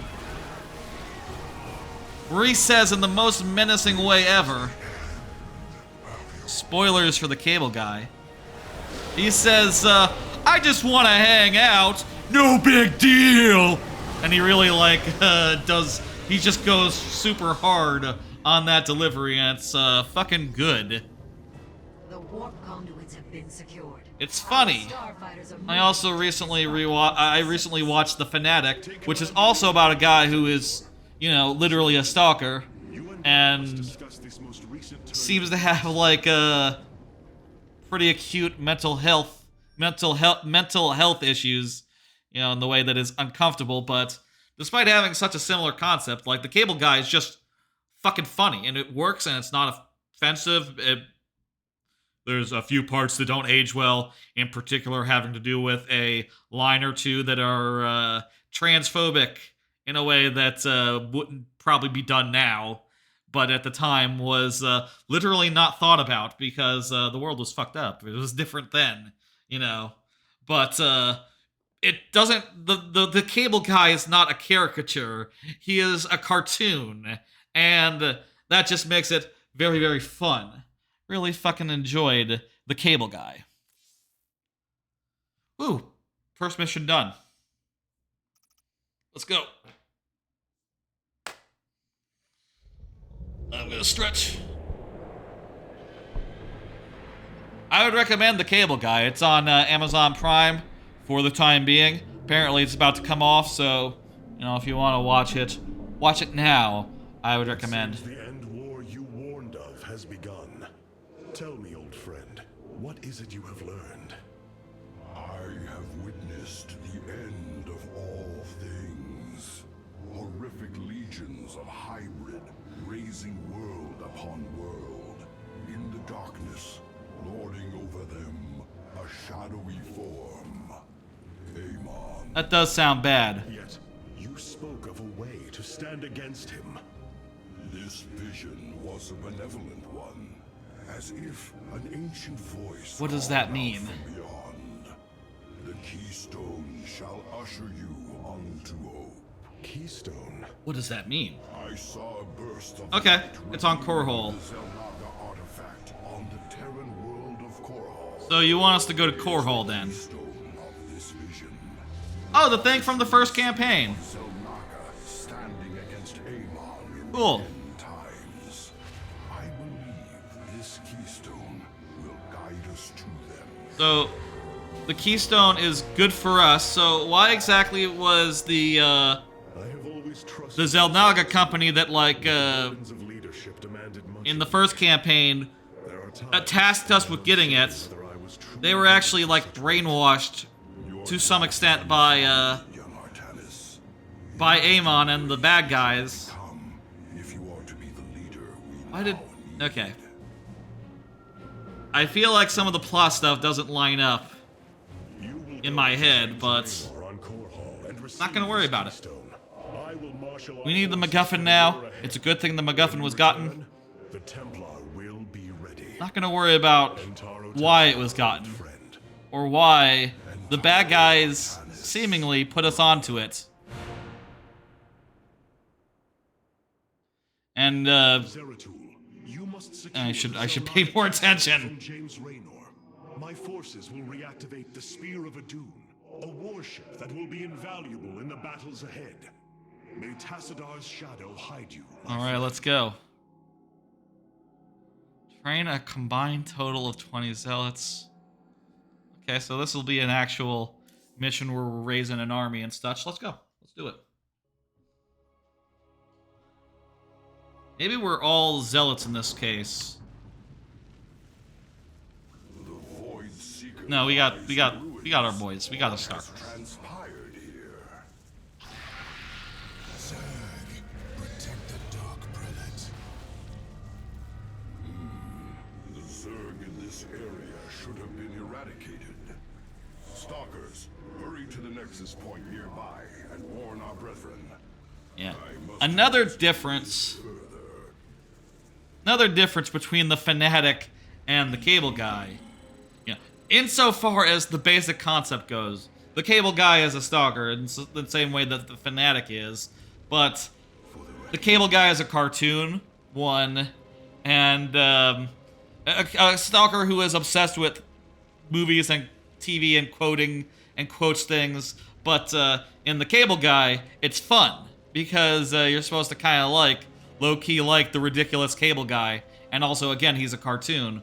Whereas in the Fanatic, it feels like someone making fun of a person they really don't like, going like, "Oh, I'm a fanatic."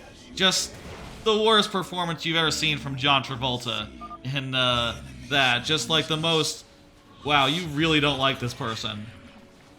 Also, it helps that in the Cable Guy, the guy what is being stalked is just a normal dude rather than a celebrity.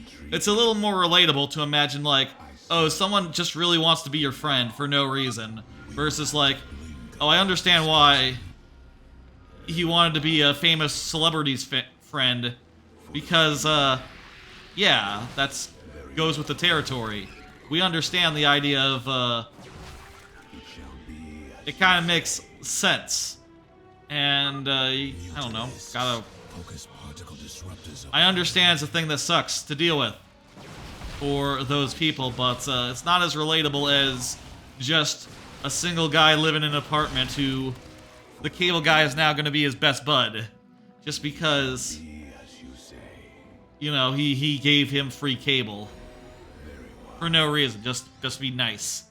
He gives so many people free cable. That's like a whole plot point, is that he has a ton of influence and like he can throw a lot of weight around town because he has given like dozens of people free table, and they are all his friends. Then the impossible has happened. Wait, where the fuck's Artanis? What happened? Artanis. There is only a void in the Kala where he should be. Enough talk about Cable Guy. The shadow moves against us, Executor. Artanis is in grave peril. Shit. You must raise an army and find him. My Phase Smith Karax will help you re-establish this nexus point. Zeratul, save Artanis. Anyway, the Cable Guy fucking good movie, would recommend. So, I need to increase the game speed, don't I? Yeah. Like to have it on faster. Karax of the Kalai cast. Friend Karax, we must establish this nexus as quickly as possible. Understood. These structures allow you to raise your army, but they are powerless. Order a probe to warp in a pylon near them. Yep. So Karax is a cool dude, has a great beard. I guess we just met him. Mentioned him earlier. One of the characters, what I recommend. Oh, what I recommend. What I remember. I know, that's not the word you should use in that sentence. I think it's fun sometimes to use the wrong word. More clunky than the word you're supposed to use. Which is fun. The fun bit. The pylon is complete. It has provided enough supply to warp in ground forces at your gateways. He has such a normal guy voice. I forgot how normal guy his voice was. Oh, we don't have warp gates. Warp in warriors from these gateways now. Gonna like ramp us up to that. See, this is how you do an introduction. You say like, hey, you can get some You units. should train additional warriors to deal with larger enemy threats. Warp in some units, one at a time. You can have the Zealots or the Stalkers. Train your probes one at a time. The assimilator requires 3 probes to harvest at maximum efficiency. Gotcha. Oh, I'll put 3 guys on that. Good looking out, dude. Appreciate it. Kind of want to balance The my nexus minerals point and has my been reestablished. other stuff, Once but your warriors are ready, you should proceed with your mission, Dark Prelate. alright. My warriors are not ready yet, though, is the thing, Dark Brother. Or Light Brother of mine. I'm waiting to get some more dudes together.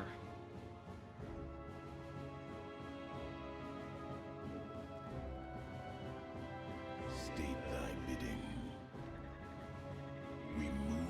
In other business, I'll do another card. I randomly learned a bit of family history. I say learned, I didn't retain nearly any of it. But I was talking to my folks the other day. My folks are like fixing to move themselves pretty soon. Like go to a more modest house or something like that. Or just because they want to live in a regular, in a more convenient neighborhood. And also they've said that they're getting older, so having a big yard to mow, like and a gigantic forest to maintain as a backyard, it's not as feasible. So they're moving. They don't literally have to, but they are. So, and so we're walking around looking at the things. They were sort of talking about getting rid of stuff. And as a result, we walked around looking at the various trinkets and stuff that my dad had, because he had a lot of trinkets and shit.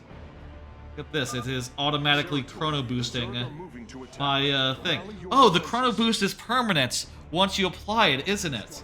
Oh, that's nice. It's not like a... That's a good quality of life feature that this campaign has that the prologue did not. Beginning to wish I skipped the prologue. How do I make it so that I can do... Oh, I don't have... If there's a structure, I don't have it. You must construct additional pylons. The additional pylons.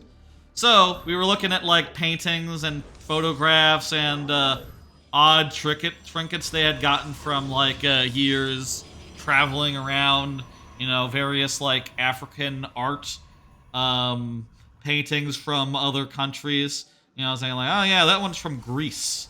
Yeah, we got that painting well in Greece. It's all right.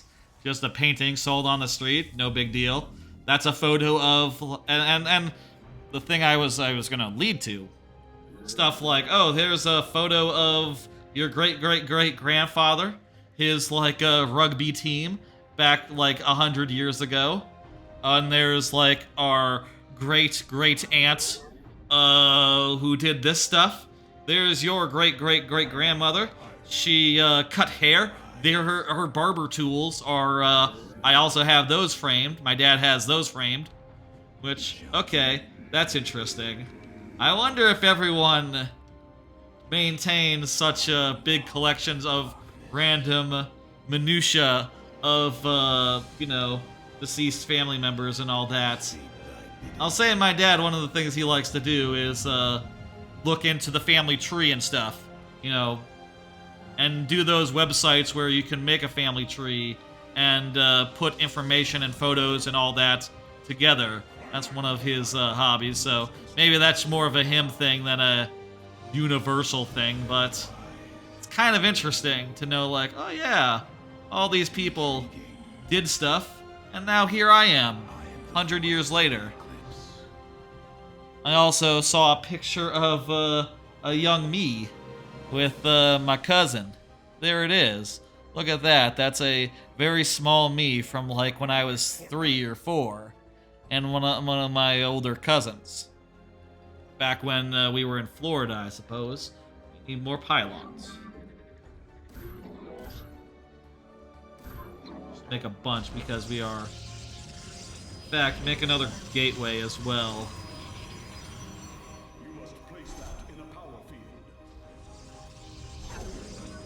I can't believe how much easier this is than the prologue. Jesus Christ, that prologue, I don't get what the big idea was. Was that a practical joke? Making something really, really hard that really looks like you're supposed to play it before the campaign.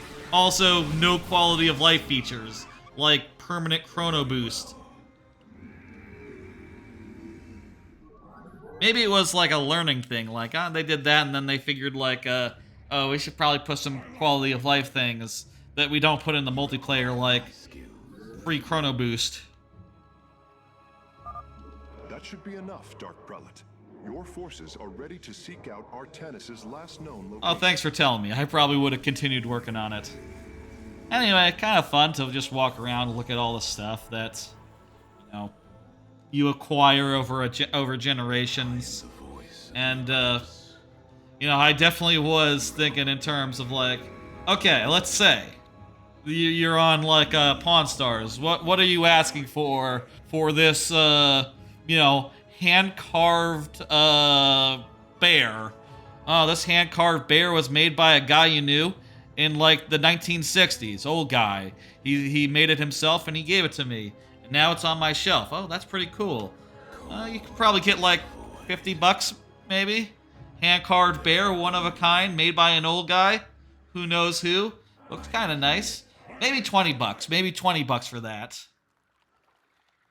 What about this? Apparently it either came from a museum that was closing down, or they just do that in parts of Africa where they...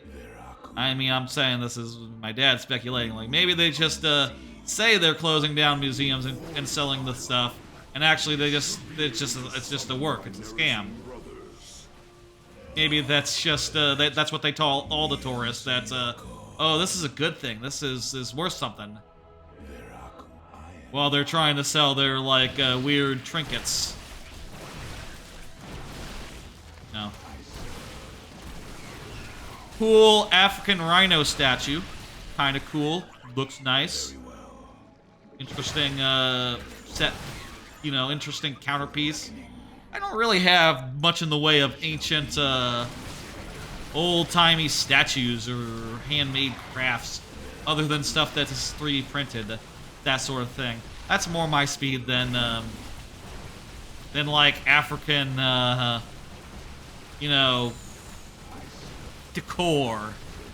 That's all you can describe that as decor. Like it's like a bird statue. It's like a totem type looking thing. You hang it on a wall and it looks cool. And they sell it to you because, yeah, they understand that it's the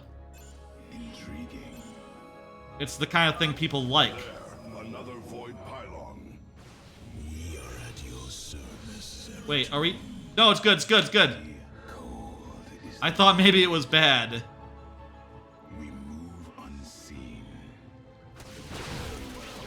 Can I warp stuff in? Oh, right, no, we don't have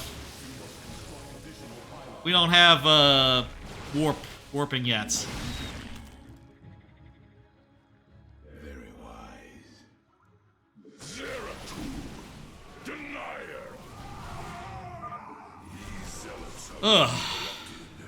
The hybrid must be behind this. Let us move with purpose. I, for one, suspect the hybrid are behind the Zerg. As they often are. These feral Zerg.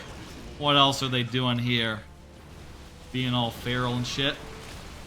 Where are we, by the way? Doing some sort of mission for our holy boy. This isn't the planet anymore that, this isn't the planet that... Is this still the planet that the Zerg occupied, Aiur?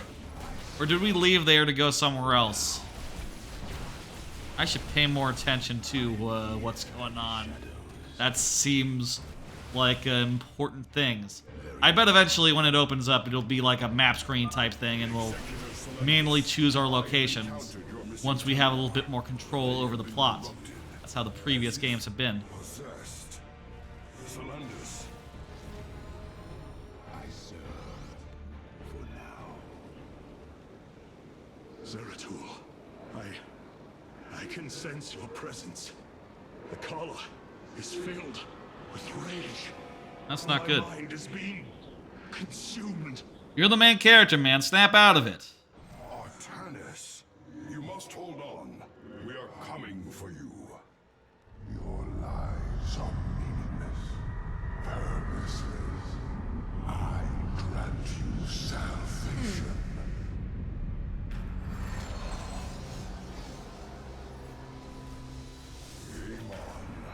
The Dark God is here. Yeah, this is a cutscene. He has wrested control of the Kala.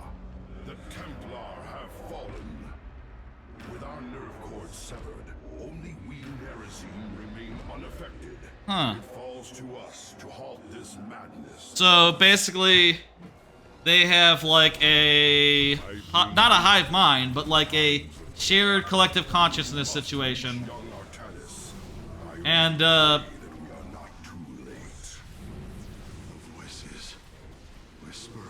because of salvation. oh hey, we're playing as this guy again.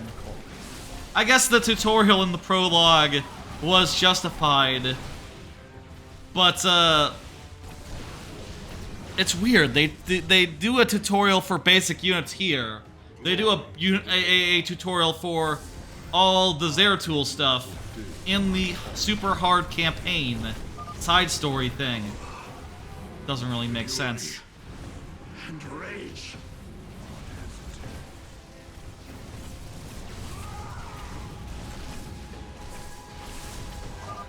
Zeratul, you are alone. Do not resist the unity he brings. Okay, well, all my guys got killed, but that's fine. Were they supposed to die for the cutscene to happen? I can hear his whisper. Oh, this is the setup here. Yes, okay. Unending. We gotta start from 0, and that means all the Protoss have been, they've been abilities. They've been reset to Jack All. They must be removed.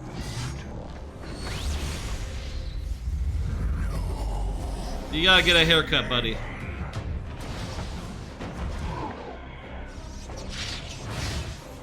And that explains why we're going to be doing a bit of a, okay, we gotta get new units. We gotta unlock all our units back because they're all brainwashed.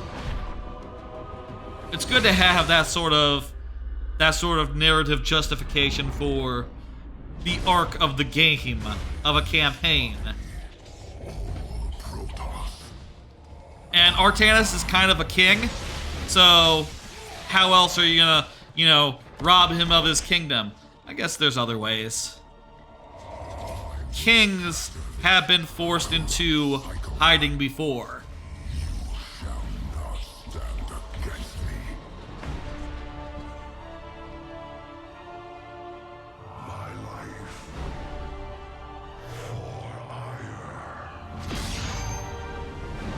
So is this gonna be like a boss fight, or is this gonna be resolved in the cutscene?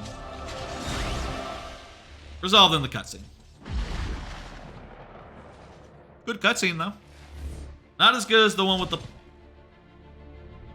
pylon. No, we got it.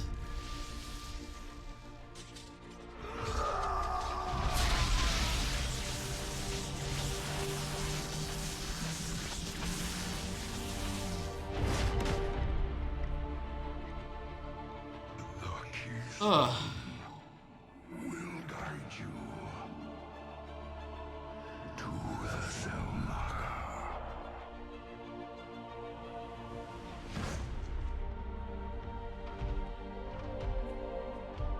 Zeratul.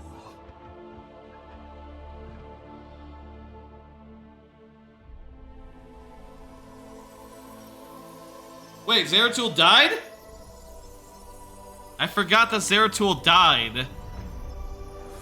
I guess that's why, I guess he's gotta do like this is like an Obi-Wan situation. He has to step aside so that Artanis can take the reins and not be overshadowed by, you know, Ewan McGregor. Is that his name? Ewan McGregor? Or is that the second dude to play Obi-Wan Kenobi? Alec Guinness. Alec Guinness was the Obi-Wan of the original movies. Ewan McGregor was the prequel one. No one's, you know, I shouldn't be mean to Ewan McGregor. He's been good. He's been in good movies before, and he's a fine actor. It's just that the prequels are not great. That's not his fault. He you know, does the best with the material given.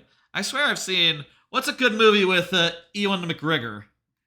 Let me see. Ewan McGregor. What movies has he been in other than the Star Wars movies that have been good? Stuff I haven't seen, a lot of it. Didn't see that. I'm sure I've seen something. He was in Fargo TV show. Didn't see the TV show, no. Birds of Prey. I've seen Birds of Prey. I remember Birds of Prey being pretty good. Let me look at filmography. There must be a movie that I've seen that's really good and I really like it. I just look like from recent times. Scrolling up. I'm really not seeing anything that jumps out at me. Was The Men Who Stare at Goats good? I don't know. I don't think I saw that. I remember Big Fish was a good movie, right? I don't remember it very well, but that we're already past the point where the Star Wars movies were. I'm not sure what I like him in. Let me look at television real fast. Fargo again. Didn't see it. I swear there must be something I've seen Ewan McGregor in that he was good in. I fully believe he's good at acting, but guess I just not seen any movies with him. That's sort of the funny thing about actors. You can go without seeing any of their movies just by sheer coincidence. People say, "Oh, they're big movie." Just literally never seen any non-Star Wars movies of his. Maybe Big Fish, and I think he was probably okay in it. I could have sworn I've seen him in other stuff. Oh well. That is the opening?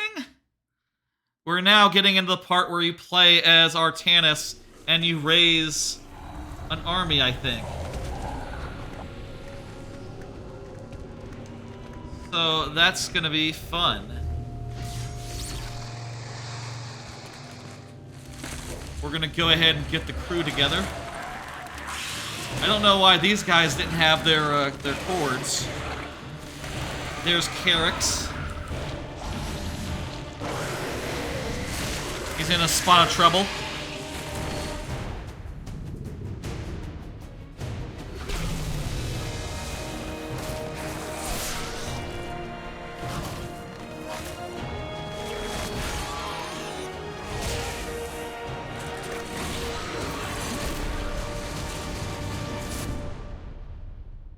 Yeah.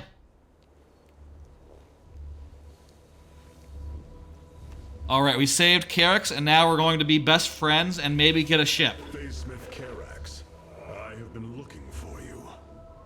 Maybe we're still in Tutorial Town, I don't know. They must be removed. Already done it. By the Dark Templar, I am free of the Kala's corruption. Are there others? It's just us. Saved all that I could. Come, we must escape this world before time runs out. I think, you know what, I think it's like probably one more mission until we get the, until we get to the point where it, like, opens up. But a phase smith of your ability will know how to bring them online. I'll say, my intention right now, I am honored to have the opportunity. want to get the ship and probably do, like, one planet worth, at least. Come, we must go at once. 4 hours is a perfectly good stream length, I think, for one of these. I'm down for that. Hyrok, we are en route to the Spear of Adun. As Cool. long as its generators still function, I should be able to bring them online. Once the spear is fully activated, Shield battery. we must flee from this fallen world. That's nice. So I think we're doing like a holdout mission. Sounds like. So we've been on Aiur this whole time, is what I'm picking up. That second mission was also on Aiur. We've always been on Aiur. Doom lies dormant beneath the heart of the Conclave. I had hoped to raise it, to secure our victory against the Zerg. But now, it is our last hope for survival. Oh, jeez. Flee from your salvation. Celendis. She has fallen under Amon's control. I can see that. We have to bring the Spear of Adun online. The first power cell is activating, but the remaining 4 have been disabled by creep. I see. We have no choice but to clear them. What of our defenses? Unfortunately, they are without power. However, the Spear of Adun Starting you. systems can aid us. Good. They will allow us to deploy pylons Ooh. anywhere on the battlefield. That's We should nice. deploy one here as soon as That's possible. fun. That gonna be like an F1 ability or something? I love it when missions have like some overpowered jank that you can do just for this mission.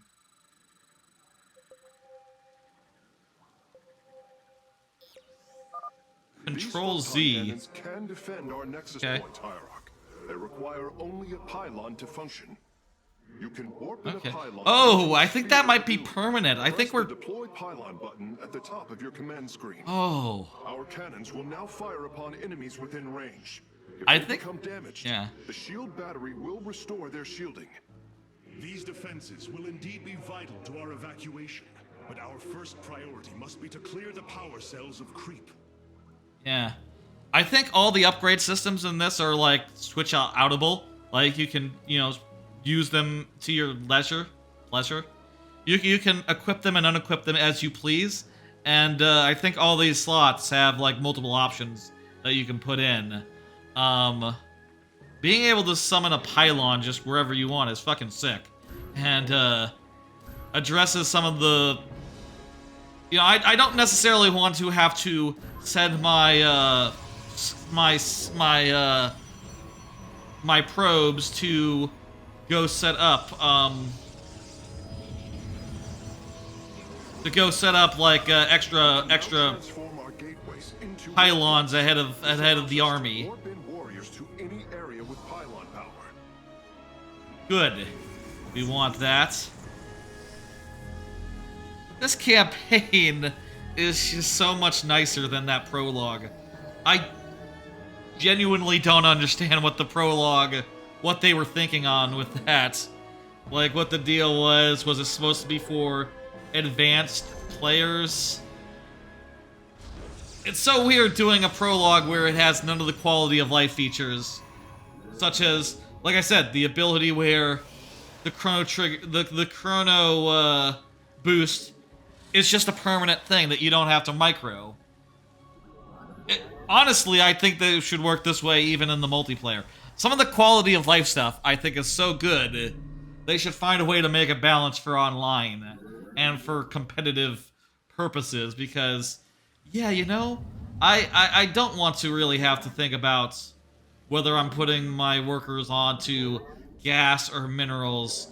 If I could just have it, if that could just be automated and it'll just always have maximum harvest. I think that's how the co-op mode works.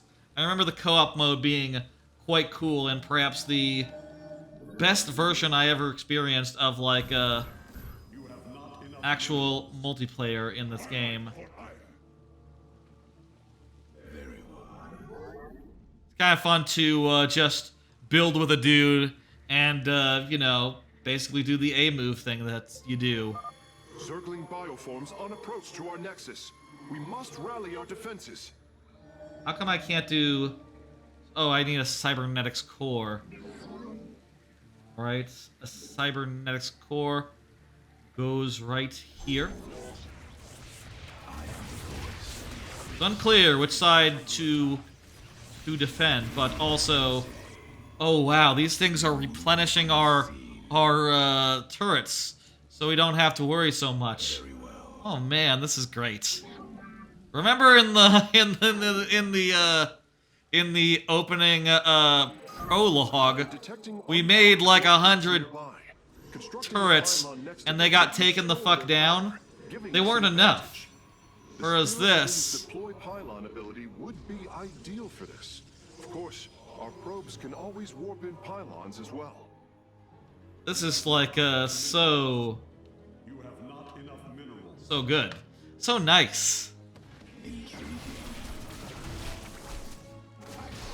Anyway, maybe this was all well known at the time, and probably might have been the reason why I didn't play it. That prologue originally back in the day. Probably people were talking about it, and what they said was like, hey, The power cell is active. The spear's sensor array is reacting.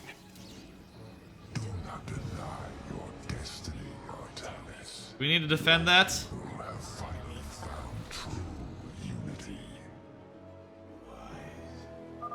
Sensors online. Wait, what is this? Warp prisms approaching our nexus point. Uh-oh. Stalkers, eliminate those warp prisms. Oh, it's nice. We have advanced warning when bad guys are coming in. Like, so much, because, yeah, that's right. It's one of the first missions. Yes, you should give warning on, like, the first couple missions. Yeah, that's how you design a campaign. Seriously, that prologue, man. Dicked up. Still not sure what they were thinking there. Ah, well. Intriguing. For the reckoning. Okay.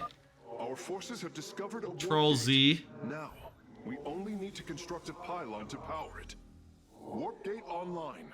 We can begin warping in warriors from it immediately, Hierarch. Guess some of these guys. I guess we should maybe focus more on sentries right now than zealots, but it's good to have, I think, foot soldiers as well. These guys have their charge? Yes, they do. Okay. It's not like an upgrade or anything. I'll say what I said through the previous parts months and months ago of this this game. I'm curious to see what the next iteration of one of these games is like. I bet we're in for something a little different next time. You know, it won't be... Let's send them out here. They're fine. These turrets can handle anything they're throwing at us, actually.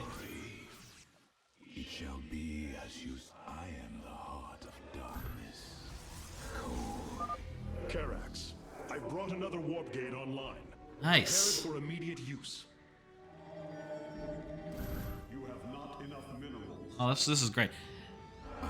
Quick card. Quick card. I say quick card. This is maybe not such a quick card, but I want to talk about it. Had a scare with my Mario Odyssey new donk purple coin keychain. I have this very cool keychain. Looks like this. That's the picture from the Etsy store. What existed. Basically, it's one of the purple coins from New Donk City made into a fairly big-sized keychain. And I've had it for the last 4 years, and I thought I lost it over the weekend. And it really looked like I did until like yesterday. Fortunately, I just, you know, pulled out my At a certain point, I looked at my keys and realized, like, wait, something is missing. What's this dangly chain doing? And then realized, like, oh shit. It's supposed to have my fucking keychain on the end. What the hell happened? And I was scared. I was concerned. I worried. Warriors, strike them down.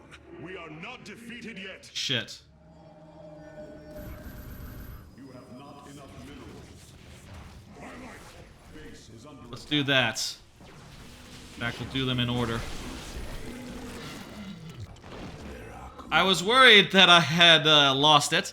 I looked around the apartment, I looked around the car, I called the places I went recently, like the shop, like the dealership, the car wash, places where it might have gotten lost. And no one had it.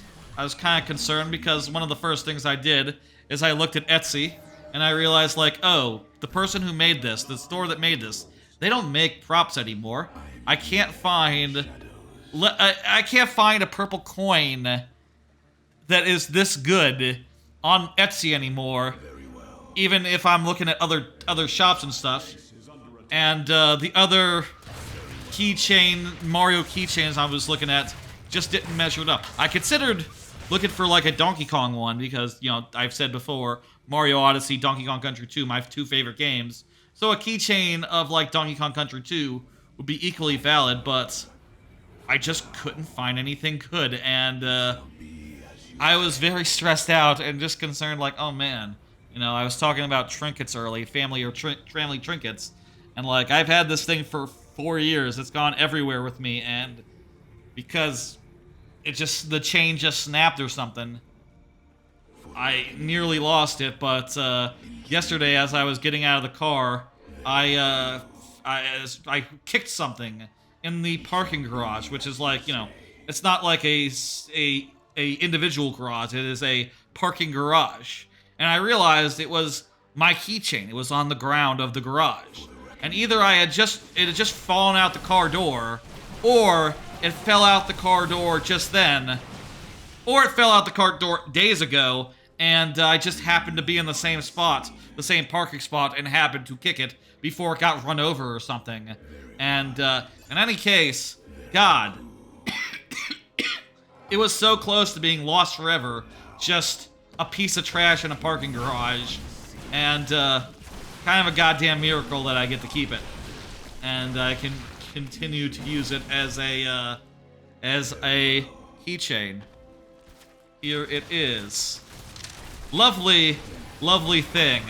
I think it's a little bit more classy, and I can zoom in a little bit. A little bit more classy than say like a Power Moon keychain, and a little bit more subtle, perhaps even. You kind of have to know what it is to get what it is. And see, like, oh yeah, that's Pauline on the coin on the back. That's New Donk City. I'll say it's a little scuffed up, my one, just because I've had it for 4 years. Some of the paint and stuff is kind of starting to come off, I think. Oh, hey. Perfect.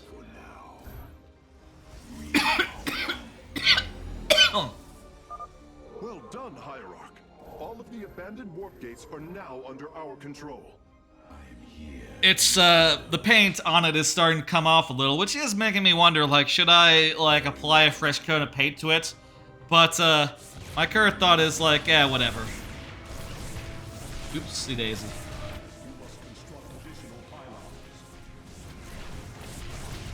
Let me just, have these guys come back and defend the base. Let our enemy know our fury. Yeah, just go ahead and... I am the voice. Alright, let's just go ahead and make a bigger cannon wall now.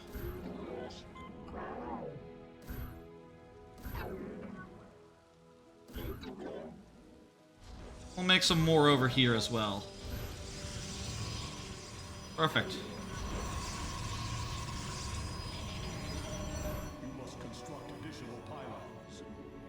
Okay. I think we're good. Let's just push into their base and stuff. We got all the side objectives. We just have to finish it now. Wonderful. I was so worried and just kind of depressed. You know, it's kind of not a good omen. You know, the next playthrough I've mentioned before is going to be 100% Odyssey.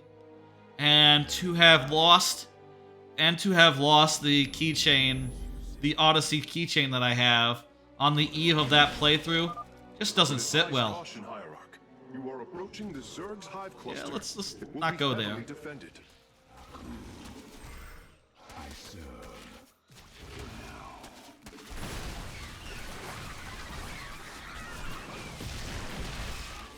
Alright, let's just push into the ones that aren't so heavily defended. The lightly defended areas. These ones. Where they just have a couple of dudes. I guess I'm one to talk. I literally have one force, one area that's defended, and that's right here. This area is defended. These areas, 100% lightly defended. You can't even call it lightly defended. The Spear of Adun is nearly online. Only one cell remains. Mere passive defenses are all what's there. Has come. Cease your struggle against the salvation I bring. I think this dude is not on the level. All conflict shall end. Let's make a pylon and warp in more dudes. I think we now have more than enough capacity. Ah, but we don't have enough minerals, though. Holy shit. They're doing a full-out attack while we're, finishing the mission. That's a cool thing to do, just as, a thing that's a little bit scary, but it's not gonna stop you from finishing the mission. Is ready to depart. Warp all firstborn free from Amon aboard, Facesmith. Firstborn? Oh, that's what they're called. To survive. As you command.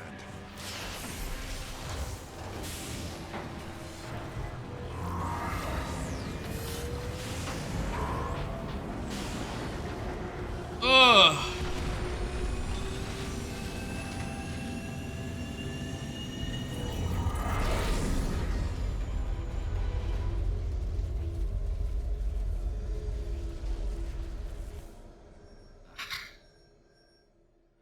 Now we have a ship.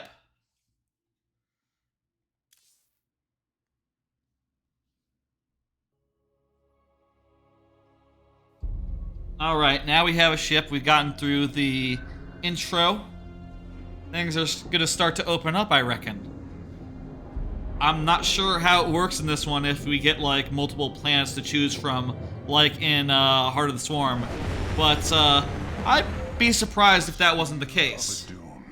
A marvel of Kalai engineering, and last of the three great. Also, hey, cool ship.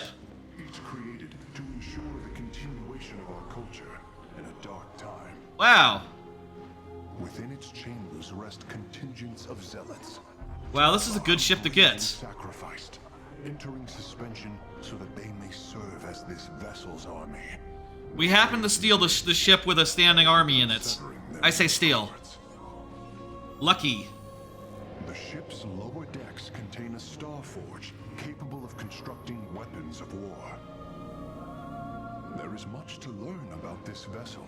Its technology is ancient, yet highly advanced. That's cool. This is a cool ship. Aboard a relic from a glorious time when our culture shined as a constellation. And yet we are still also building our army up from scratch in order to address the pressing concerns of this game's plot. Has been updated, Hierarch. From That's right. You may select our next point of travel. Game's opening up, as I said. With this vessel, we will avenge what has transpired. Here's a question. How many and we planets? will free the Templar. How many planets? Legacy of the Void. I'm gonna guess like 5.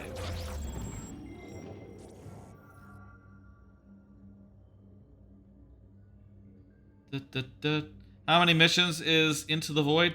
Well, that's the... Let's see now. How... Prologue.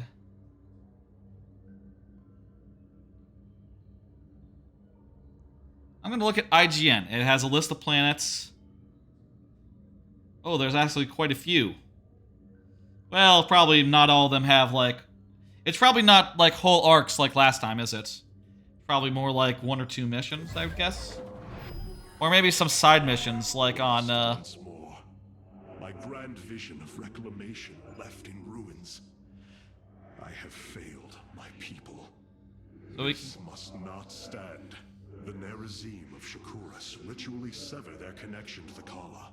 Because of this, they are now the last free Protoss. I must reach them before Amon's armies. So we can go get the Dark Templar. And, what's that? These guys are invisible, they attack, we know that. It's a defensive structure. It has superior range and damage, but attacks slowly. That's pretty cool.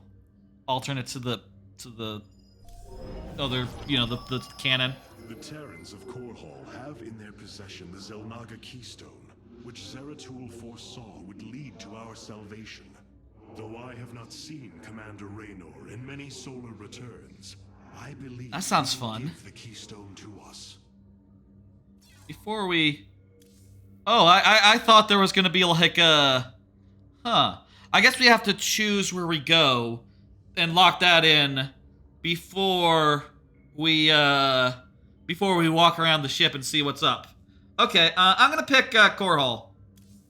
Let's do that. That kind of makes it look like there's one mission there. Which I'm curious if that's the case. Something a little more... Maybe it's a little bit more like the first one, where there's just some plans to just have one thing. Evasive war. Hey, we're cool. We're cool. Protoss vessel. This is Commander James Raynor. Artanis? There. Ain't you a sight for sore eyes? Yeah, dude. Friend Raynor, you seem rather occupied. Just another day at the office. Who are these insurgents? Call themselves Mobius Corps, an elite guard that used to work for Dr. Narud. Yeah, the Mobius Corps is who got the thing in the first place, right? Each world attacked. Mobius Company, something like that. Then truly, no world is beyond Amon's reach. Reinforce those bulkheads. Reposition to Mark 7 Alpha. We need to form a battle line. That sounds like a Overrun plan. Sky Shield, our orbital defense platform. Looks like they destroyed its atmospheric stabilizers. It's falling fast. If it crashes, it'll obliterate August Grad. We will ensure that does not happen, Commander. Engage their fleet and keep their assault at bay. Like old times, buddy. Like old times. I guess these guys, I don't know. I always thought that Artanis was like new. Before our armies engage the enemy, it would be wise to review our military capabilities within the War Council. That's right. It is time to walk around and look at stuff in the ship. We can talk to people. We can use the communicator, talk to Raynor. We can go on the mission. We're not going to do that immediately. We're going to go do upgrades. It's time for upgrades and such. A preserver, released from stasis. She still bears her nerve cords. She is tethered to the collar. Yeah, but she's really sick. I am Rohana, Grand Preserver of the Valari. She will not be corrupted. She's really good. Advisor. You must be the executor in command. You are not possessed by the Dark One. Power. How is this possible? I feel darkness lingering at the edges of my every thought. But He I has am not discipline. corrupted. Preservers of my station have trained to control the Kala's every ripple. I assure you, I will stave off this evil and serve you better by doing so. As all preservers, I hold the memories and personalities of Protoss prior to my submission to stasis. This will allow me to contrast your tactical decisions Cool. with those of past executors. From this chamber, you will be able to make all military allocations. Now, as... Artanis, hierarch of the That's Daemon. right. I lead all that is left of our civilization. Yes. Your memories are indeed of use, Rohana. But make no mistake. If you fall to this corruption, I will not hesitate to destroy you. It is understood. I am His laser sword kind of sounded like, Come, let me show you what may be done. thought it was like a fart sound for a second there. Badly timed one. Or well timed. The assembly panel awaits, Hierarch. We may begin whenever you are ready. Wasn't that much like it. Kind of just a rumble. That's only part of a fart. So we got Rohana, we got the assembly panel, and I believe this is like the main thing that you do as far as building your army The assembly goes. panel allows allows you to customize. Now you may choose one of the 2 factions for use in upcoming battles. So you can see here, Are not permanent and can be altered as our combat needs change. we got the Zealots, Choose a faction and lead them to glory. who also, by the way, have like an additional ability from how they did in the tutorial. They now can do Whirlwind, which, hey, that sounds pretty cool. But we can also do Centurion. Charges through friendly minions to intercept enemy ground. They also stun. So we have like a Dark Templar version of Zealot. And all this is adjustable. You can switch back and forth at any time. It's pretty chill. And over the game, you get like more and more factions. And I'm pretty sure there's not just 3. I think there's like 5 or some shit. I remember there being a lot of choices here. And you just having so many options. It's really cool to mix and match. And to figure out exactly the composition that does you good. Oh, maybe it's like a per unit thing. Like maybe not every faction has. Maybe you always have 3, but there's also just some factions that aren't in each group. Maybe it's like that, or maybe you can get 4 of some. I don't know. Been a minute. Here, the Stalker is the default. It briefly regenerates shields for after teleporting. Deals bonus damage to armored units. And you have the Dragoon, classic from StarCraft or older versions. They are tougher and they deal extra damage to armored units. Okay. We're getting the Immortal in this next mission. I think, wait. They both deal bonus damage to armored units, so it comes down to, do you want shields and a teleport? Max slow rate of fire.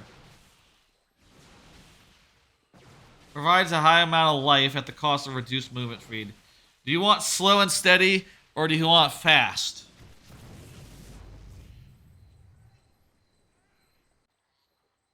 We're gonna get Immortals in this next mission who are gonna kind of be like the Dragoons a little bit, so... But, you know, for the sake of fun, I can't resist just taking the new unit for a spin. I have heard only tales of the Grand Preservers. I did not expect to encounter one aboard this vessel. Let's go with that. Not surprising, Hierarch. My sisters and I are unique, trained from birth to master every intricacy of the Kala.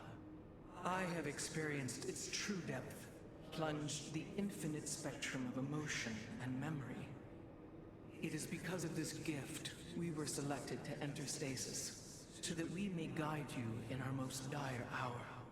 Your sisters were aboard the other Ark ships? Then they... are one with the Kala. Yeah. Fallen during the Zerg invasion of Aiur. I know Rip. this. Yeah, that sucks. I feel the tragedy that has befallen us. More deeply than you may. So I guess they're like human Protoss libraries. Yet it is my fate to bear it. A fate foreseen by the same minds that constructed this vessel. I guess all Protoss are into prophecies and stuff. I will serve my purpose. Saw some of this coming. Serve yours. So we also have a solar core, which I think is going to allow us to customize that top bar thing. That'll come later. And also get passive abilities, which I'm sure will be cool. Talk to Carrey here. The Kala's light. I can sense your sadness. Your pain. Does yes. The fear of a dune bring you no joy? It is a cool ship. That's it, Hierarch. Without the Kala, it is as if I am blind. I cannot sense your feelings, know the true depth of your thoughts. Gonna have to judge by facial expression. Of other phase-smiths. I am alone. Well, you're not alone. Feel the isolation as well, as there you go. Flashing within the vacuum of space. But you are not alone, brother. They got camaraderie. The Dark Templar have endured this existence all this time. The days ahead will not. As do we. We may not have the Kala to rely on, Kerax, but we still stand as one. We will endure. There is no other option. All right. Just gotta talk to Raynor, and I think we're good. Once again, James Raynor. I'd call it luck. Luck is a concept that is purely human in origin. We Protoss see the synchronicity of events and know there is a grander design behind them. It don't matter how you see it. The result's the same. So what brought you all the way out here, Artanis? Zeratul believed that the artifact in your possession, the keystone, he called it, could guide us to the Zelnaga. Where's Zeratul now? Okay. The Dark Prelate fell on Aiur. His last hope was that I would continue his quest and find a way to stop Amon. We will do that. Damn it. Always knew there was only one way this quest of his was gonna end. His loss is great. As it often Called is. him friend. I went through hell to get that artifact because of his damned fool prophecies. Lost a lot of good men. If he wanted That's you true. to have it, take it. It's yours. Right now, though, we got a city. Yeah, we gotta save the city. I got a card here. Before we go any further, let me do this card. Wanted to do a quick Apple Watch Band breakdown. For that, let me very quick just swap over to the document cam. Light here. Not just too bright.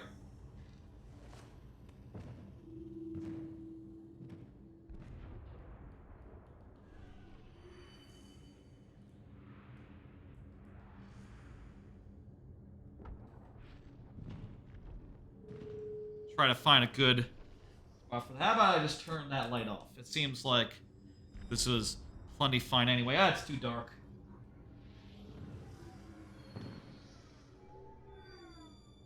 There we go. Okay, let me very quickly move.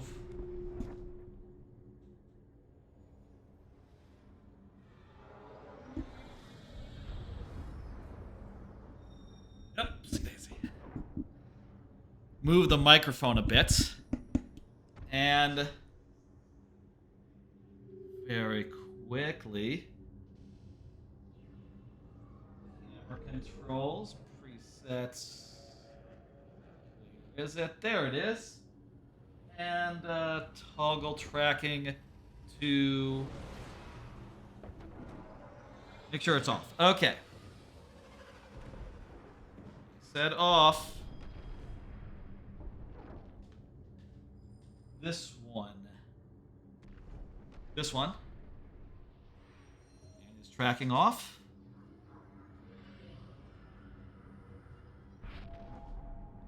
Okay, good. So I wanted to do a quick thing while I was thinking about it. It's been a while since I showed all these watch bands, and I never actually showed them on the document cam, which is a thing that I have. So, thought I would real quickly just run through the selection, the very fine selection of watch bands I have here. Put them in order. So, as far as main ones that I use every day go, for my Apple Watch, I have all these lovely bands. Main one that I use for going outside is this one. It's like nice and leather, made by Barton, and it has like a softer side on the bottom. Pretty cool. When I get home, I like this one. It's a Velcro. It's very soft and adjustable, and the Velcro does not come off just rubbing against things. It's pretty secure, which I like. That's essential for a watch band, unlike some of the magnetic ones I tried before that one. This one is just a straight up fabric strip. I use this one for when I'm going to sleep. So this one for going outside, going to work and stuff. This one for when I get home and just want to relax. This one for sleeping. This one is waterproof. It has like a fun latch here that can be used to like latch it and unlatch it. Pretty cool. I use this one for like exercise, and if I ever need to go for a swim or something, this one will be good as it's waterproofed. This is a fancy one. You can see it's like chain link and shit. Unhooks and rehooks pretty seamlessly. It's only like 20 bucks despite being pretty fancy. I'll use this one for fancy occasions if I ever have any, like funerals, weddings, that sort of thing. And this is the one that came with it, and I don't use it, use this band in particular, just because it's a little big on me. That about covers it.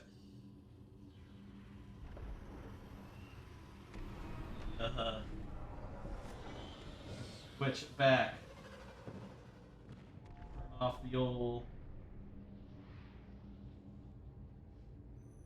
document cam. Oh, and I gotta move the mic as well. Let me put this back on. Yep. Yep.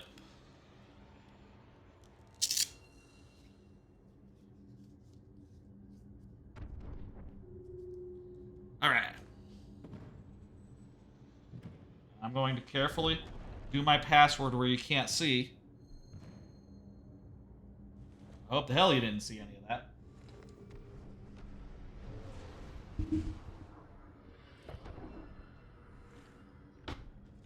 Move the microphone.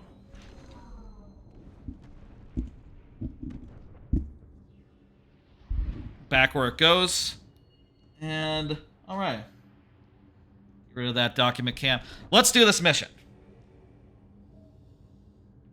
Alright, Korhal. Let's go.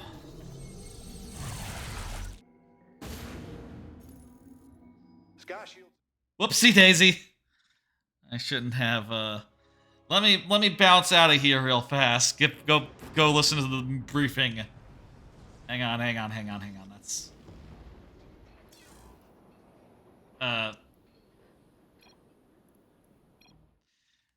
We gotta listen to the briefing. What are we doing? Anyway.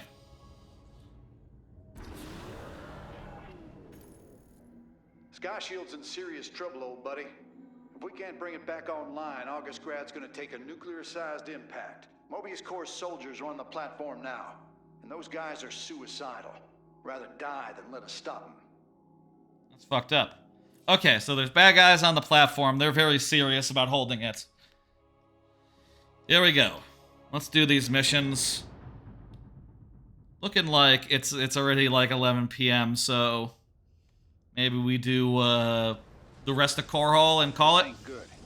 Sky Shield's not gonna last much longer. At this rate, we've got maybe 10 minutes left till it lands smack dab on our capital. Your suspicions were correct. We'll see what happens. Mobius Corps is disabling the platform's atmospheric stabilizers as we speak. The damage appears repairable, Hierarch. Yeah, assuming Mobius Corps leaves anything left to repair. Artanis, if you can clear out those troops, my boys can patch up those stabilizers. That should buy us some extra time. We must move quickly. It will take the combined Ooh, power that sounds of fun. all 5 stabilizers to halt the platform's descent. Alright. 5 stabilizers, let's go. We got all these fun units that we just invested a bunch of time in getting. The central stabilizer is nearby. Securing it first will deliver us a staging ground to assault the other 4. We got all these new units that we're itching to try out. That seems good. Building a simulator. Ooh. I'll say, daylight savings time has made me a bit more tired than I perhaps usually would be leading up to the stream. I was struggling a little bit with the whole being awake thing, but being on stream has a way of energizing you a bit. And so far, so good, hey. So far, so good. I think I've been holding up just good, just fine. Oh, hey, we got a weapons cluster situation going. Prepare for orbital strike. We got orbital strikes.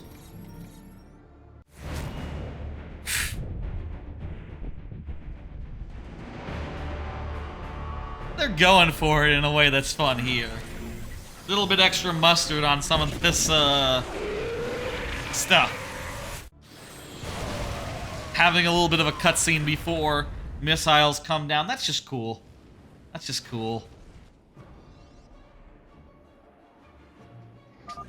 Orbital strikes can now be fired from the Spear of Adun's command panel, Hierarch.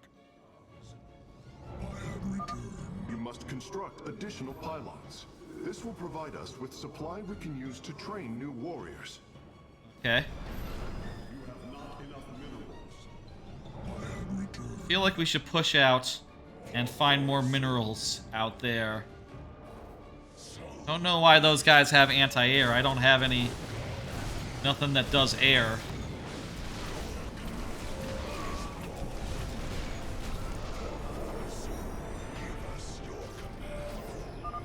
Durability calculations updated.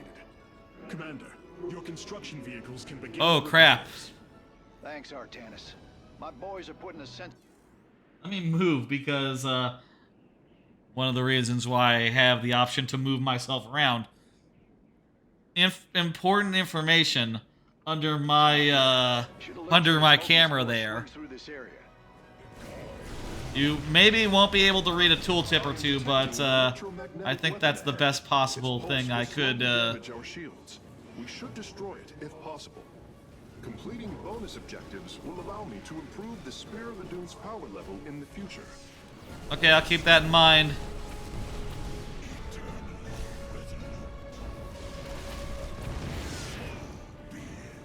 It's kind of funny. This one, you know, has like really high stakes in a way that the prologue missions did not. And yet, I'm pretty sure it's not going to be that hard, since it's like the first mission that you can do once you got like free reign. You know, that's they're ramping up at this point. They haven't gotten to the point where it's actually going to be difficult, per se. Wow, we got a lot of production, huh? That's rad.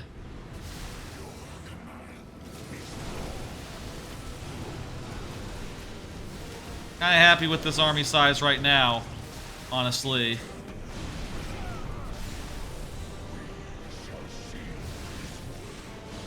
This is really dramatic stuff. Music, especially. Conjecture was correct. These solar light reactors can be used to improve the solar core's energy output. I detect 2 more of these devices on the platform. If possible, you should seek them out. Okay, well, I'm sort of walking in the direction of one.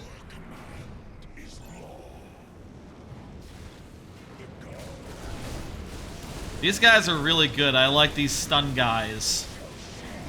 I mean, they're not that useful against...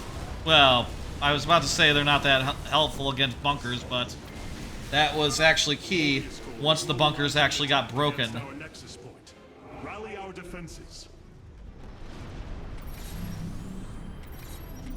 Oh wow, it like freezes time while you're targeting. The solar light reactor now. If possible, we should warp in more photon cannons. They will help our nexus point defend against enemy incursions.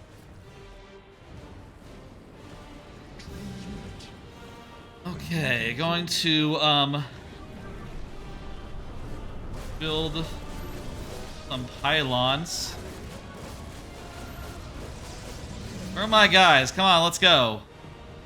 Oh, right, these are the slow guys. I went with the slow guys rather than the fast guys. That's on me, I did that.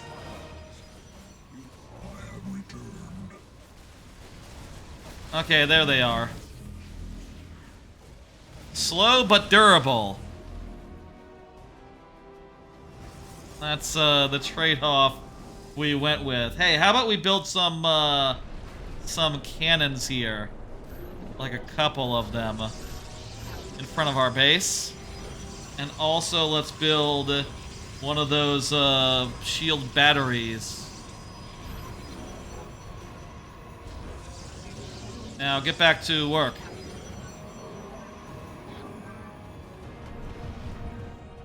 Order more guys. And let's get some more zealots. Or whatever these guys are called. Dark zealots.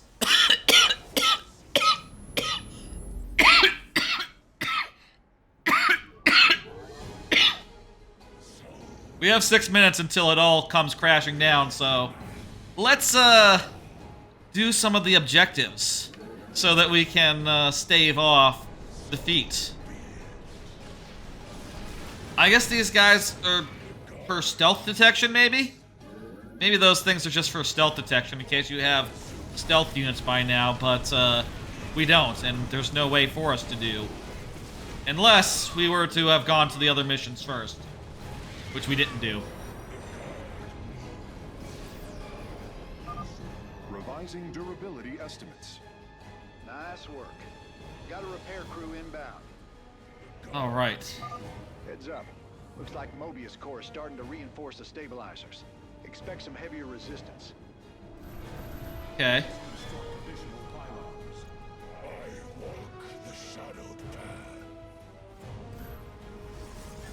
Warping a guy there. Get like an advanced deployment situation. We got a lot of gas, so more dragoons.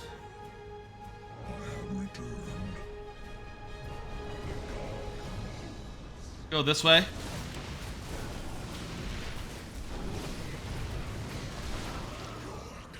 I think like the laser beam, I don't need it that much. I already got plenty of... As long as we got a big ball of destruction. I guess, you know what, it's going to be handy for if we need to defend a thing and we're not there. The laser beam is going to be really good. Outside of that specific case, which so far we can just do defensive structures really good. Do a bunch of destruction structures. And so far, in the campaign, not the prologue, that is enough. Boy, I wish I had the laser beam in the prologue. That would have been sick. That would have been fun. That would have been nice. Mobius Core is deeply entrenched in that location. An orbital strike would help weaken their defenses. Let me get this thing taken care of. The orbital strike is cheaper than the pylon. To board now. I will begin installing them as soon as possible.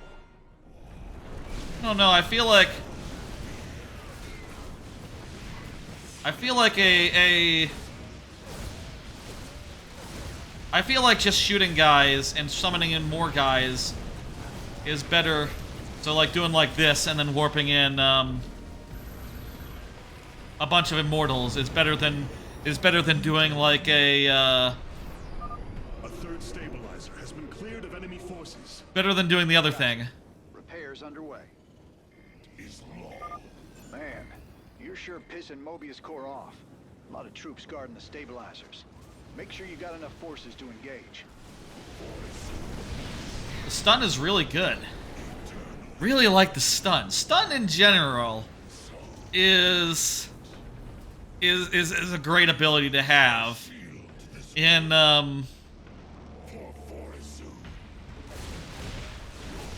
is a great ability to have in a kit. I think I prefer that over a big AoE attack. Personally.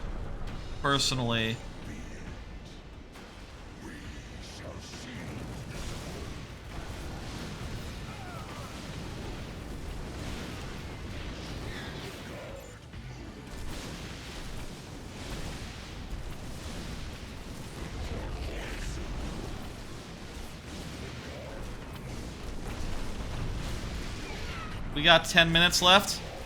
Yeah, this is a killer mission. I really like it. I think it's cool that our allies are setting up a bunch of, like, detection everywhere, so as a result we know where things are. Nice work cleaning out that base, Artanis. Raiders, let's keep this ground secure.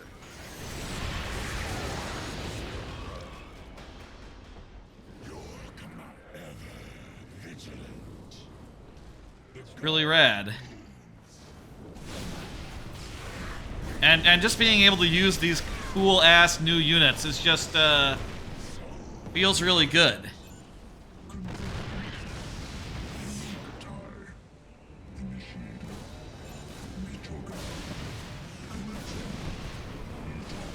Maybe once we get like a unit that heals our other units, say the sentry. Let's say specifically the sentry. Once we get that unit, then we can fuck around with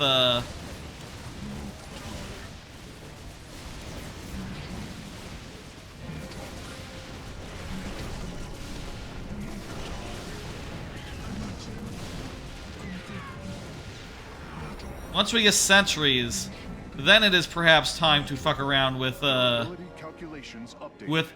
units that are a little bit softer, but We must make haste. where are you guys going? Is this the route? Is this really the best route to where I was clicking? Over here? Okay. So long as it's safe, I guess. Let's get some more zealots.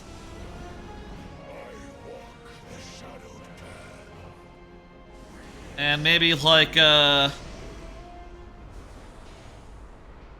see, we have enough supply to maybe do another wave of let's do some more building of guys while I do another card.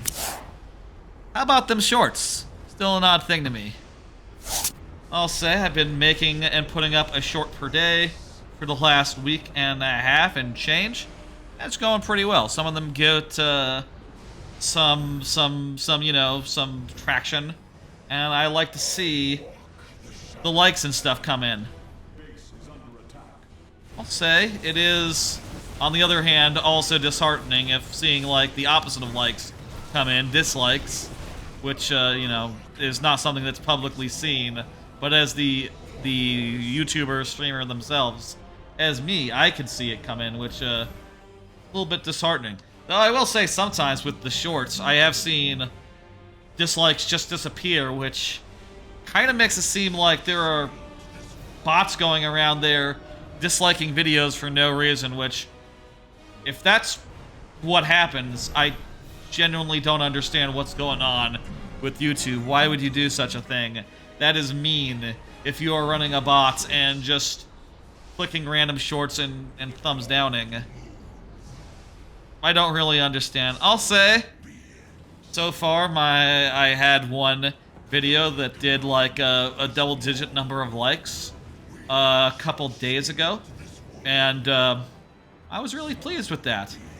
It's somehow got like 10 times more, maybe not 10 times, but like at least like double, maybe triple, 5 times what any other short did, which makes me wonder just how that works.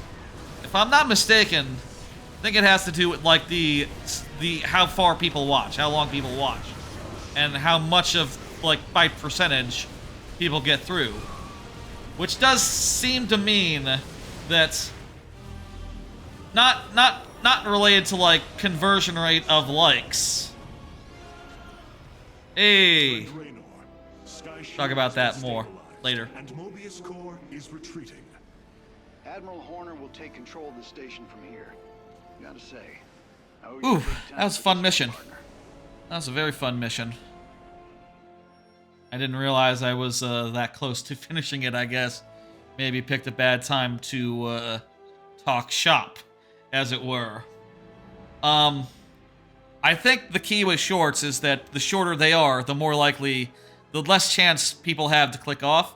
So as a result, the stats are better, and as a result, it is shown to more people. And even if the conversion rate of like likes to views to likes isn't like necessarily that much better, it does have a way of getting more momentum and getting more in the way of all the good stats that you like to see on a short. Probably will look at doing more shorts that are shorter in length, but also I do think people are liking the slightly longer ones as well, even though because they're longer, more chance to realize like, oh, I actually don't want to watch a random stream clip from a random streamer. Well, that's not what I was looking for at all on the shorts thing. I have thoughts. Definitely have a lot of thoughts about that. About how, It's a hell of a thing your boys did, Artanis. Yeah. Sky Shield is back online. We're about to call down the cavalry. We will join you on the surface. I'll the keystone. talk about those I got thoughts some another bad news time. for you. Seems our friends below had the same idea. While we were fighting to get planetside, the Imperial Palace was raided. Security data indicates the keystone was taken. My mama used to have a saying, when it rains, it floods. I am uncertain as to how this saying is helpful, friend Raynor. Cultural, what's the word? Wait a minute. I'm getting intel. A Mobius core evac Doesn't translate. They got the keystone. We shall not let them escape. All right, we have our next mission. Attention, Hierarch. Please visit it at your earliest convenience. We didn't get any new units or new anything, so there's nothing to do here. Though, yeah, let's just stick with this arrangement. I kind of like the idea of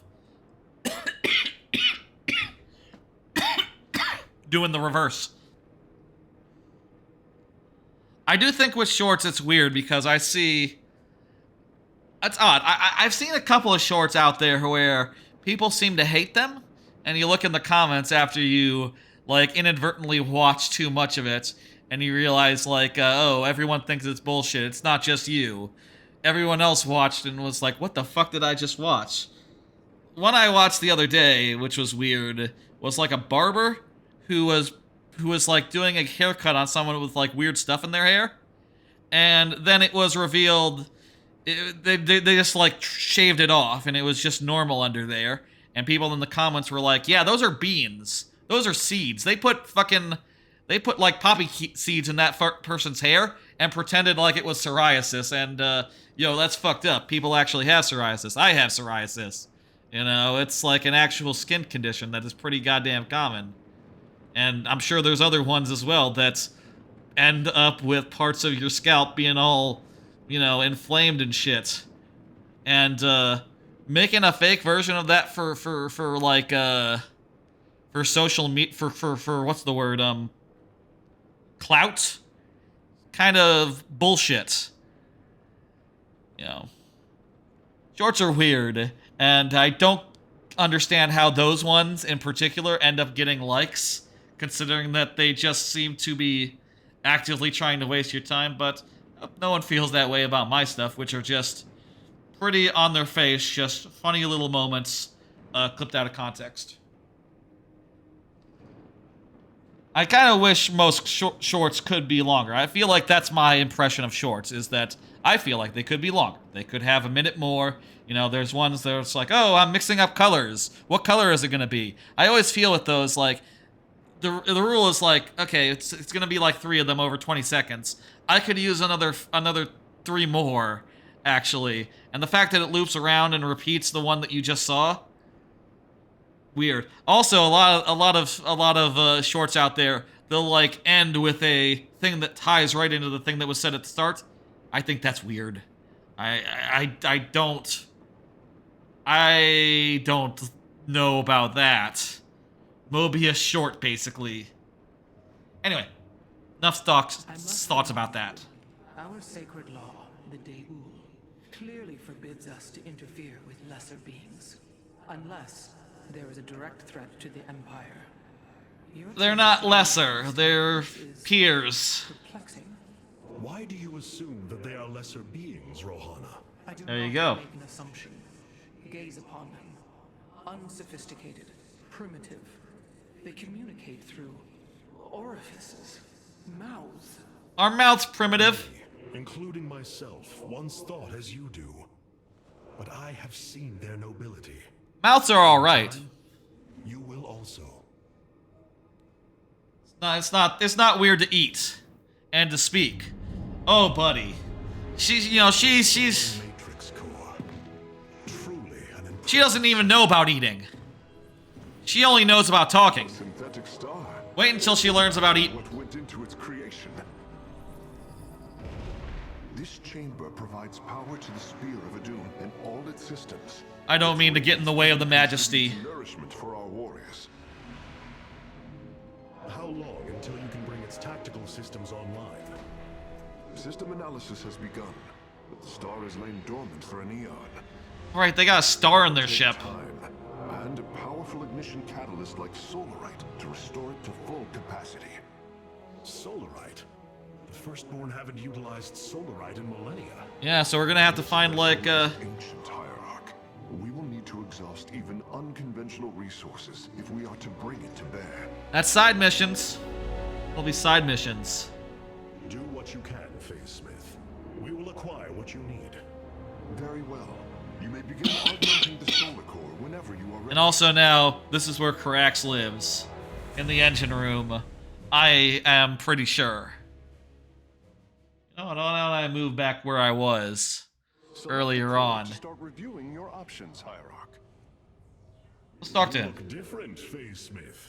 Ah, you must be referring to these. Right, he made robot I arms. constructed them to improve my efficiency while running the solar core. So far, they have been quite helpful. He's a cool guy.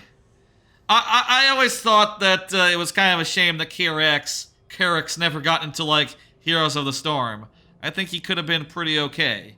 You know, he could have been easily he could have served the same role as, like, the pylon hero, the probe hero, pylon hero. The probe hero does have pylons, so makes sense. I guess they figured at a certain point, like, what are we doing bringing in all the characters, the major characters? We should just bring in the fucking units. And they brought in the fucking units, and that was maybe the right choice. Maybe it was the right choice to have just, hey, it's a siege tank. It's not Warfield in there. It's like a lady. Which, you know, to be fair, they had, like, Heroes of the Storm had, like, a clear, in some cases, like, lack of balance. You know, they needed to introduce some more, like, ladies and some more people of color. And they sort of had to make them because the previous IPs, Overwatch aside, had not provided choices that were, you know, befitting. My watch is loose. Let me fix this.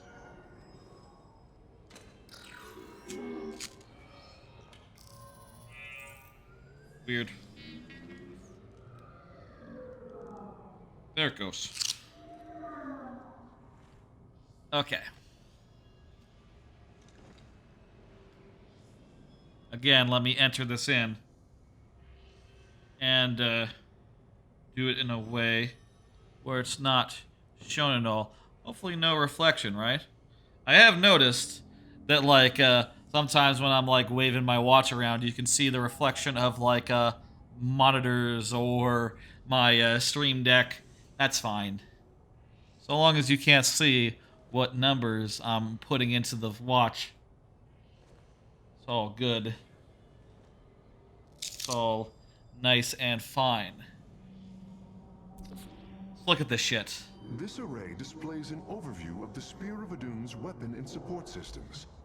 Each system can only be configured to have one active ability at a time. You may select different abilities to complement your tactical decisions in different battles. All right. Our current available solarite is displayed here. Any leftover solarite can be routed to our auxiliary systems. Huh. So, basically, oh, this is smart. So it's all just a flat resource, and you can spend it however you want. Okay, so one thing is worth noting is that once you click it on... I'm confused.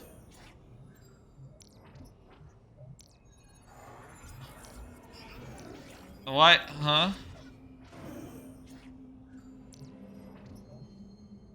Oh, so you can have one in each column, that's it. One in each column. some stuff is free. Okay, let's look at each column here. Okay, so Chrono Surge, that's nothing I would want. I never want to warp in and research speeds. A structure, like a single structure? Nah, that's not something I would want to micromanage. I mean, it does make it so it's basically instant. Like, look, that's a 10 times boost. That's pretty good. But I still don't think it compares to deploying a pylon. Also, it costs resources. Nah, that's not it. On the second tier with the orbital strike, we can either do the orbital strike. We can create 3 temporal fields with freeze enemy units and structures in time for 20 seconds. Heroic units are slowed for 50%. I guess that'd be good. I think it'd be good if it was cheaper, because that basically gives your army time to respond to a threat. I don't think it's necessarily, like, as strong as an orbital strike, though. Stripes the target area with powerful laser beams. Fires 3 beams, dealing a lot of damage per beam. That seems like a better version of an orbital strike. This one's pretty good. It's a pylon with warriors, and oh hey, it costs the same, so yeah, you can just go ahead and grab that. I think I'll just put it into starting supply, and yeah, just reduce the construction time as much as possible. That's perfect. In fact, if I can avoid changing that, I would be very happy.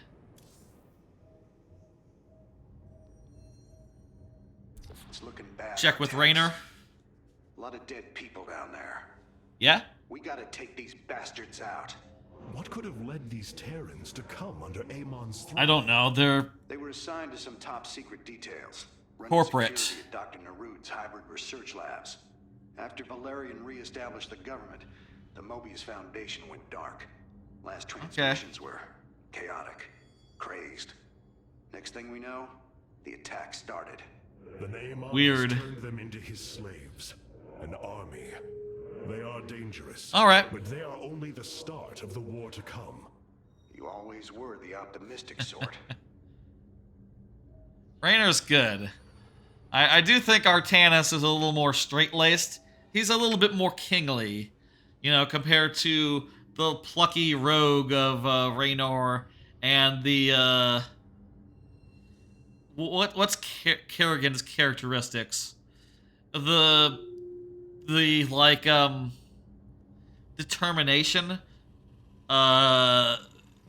hostility of Kerrigan. She's determined. She's like it's hard to nail down what her character is. She's determined. She's like a little bit on the with the artifact. We gotta stop them before they get away with it. a little bit on the spooky side. She is willing to play with dark powers to you know, affect her reign. And confident, I guess, would be the word. Would be a word. Let's do it. Curious how many planets this game has that have main missions like this, and if there's shorter planets, what the structure of them is. I guess we can, after this, look and see how many missions that we've done. What's left of it. Mobius Corps has entrenched themselves here to keep us from the artifact. Valerian's setting up his base now. Once he gets... Raynor, what is happening? They all got stunned. The hybrid are channeling void energy into the keystone. The resulting psionic disruption has overwhelmed the Terrans. Deploy our immortals. We need heavy assault to protect these Terrans until the disruption subsides. Oh, sick. Just 2 of those guys can take down one of those big fuckers. Felt like I was losing my damn mind. The keystone is recharging, Commander. They will surely activate it again soon. We must reclaim it. You ain't kidding. Let's lock and load, partner. Let's do it. I guess this MacGuffin was also good for the bad guys, so that must be why they wanted it. Okay, it's like a... Not necessarily that it just, it's not necessarily just a thing for can on construct Zerg and immortals from the Kerrigan. robotics facility.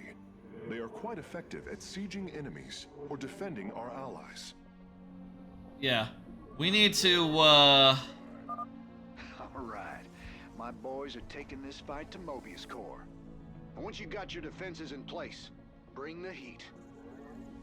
we need to, start, right now we need to just focus on, making more probes. And also getting more minerals, as well as some gas. This disruption has hit my forces hard. We've taken heavy casualties, and we're going to need more time to establish our fortifications. Me too. Do what you can to keep them at bay. Okay. Already on it. Your position will be secure till they fire off that keystone again. I walk the shadowed path. Now then, we'll have a bit here before we're ready to roll out, so why don't I just do another card while I'm just building up my base and stuff. Been playing Persona 3 Reload. Several of our Dominion research facilities are reporting that they are under attack. Yeah. If you can rescue them, I'll return any Protoss technology they've collected to you. I will do that. Been playing Reload, just got a full party. I'm a little past that. I have gotten through the, I got through the full moon after you get your party together. And I also got through the dungeon part right after that. Man, some of those dungeon parts, they are fucking hard. There was one boss fight where it was just 3 enemies with 3 different weaknesses, but one of them had like a really fucking big punch and just could kill any of my guys in one hit. It was ridiculous. That game has maybe a difficulty curve, I will say. Some of the systems that it has introduced, though, I think it has introduced, I'm not 100% sure, does help somewhat. One example of that is that you can find a magic door, and once you go through the magic door, it'll be like, hey, choose 2 party members. They will level up on the next battle to your main character's level. Which is really very helpful for when you have, which is really very really very helpful for when you have, I'm gonna head out there right now. Is really very helpful for when you have, where's my guys? Come on, let's go.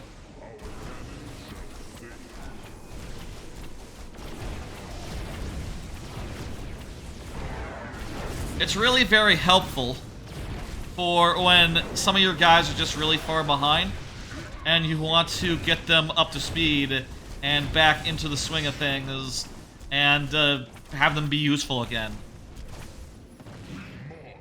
I'll say though, some of those dungeon parts are like literal hours upon hours upon hours, right? Like maybe in some cases you'll be in the dungeon for like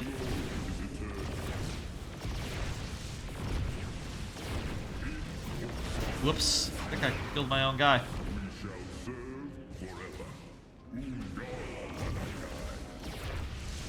Sometimes you'll be in the dungeon for literally... Commander, our forces are ready. The Dominion is engaging Mobius Core. Good. Sometimes you'll be in the dungeon for literally... What are these guys doing? You stop that. Oh, jeez.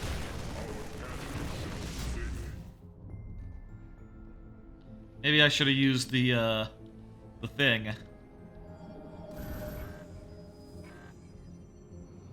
Sometimes you'll be in the dungeon for literally hours. Like, yesterday, I was just sitting back watching a ton of, Mobius Core has turned their sights upon our nexus. Prepare for battle. That's not good. Or be forever silent.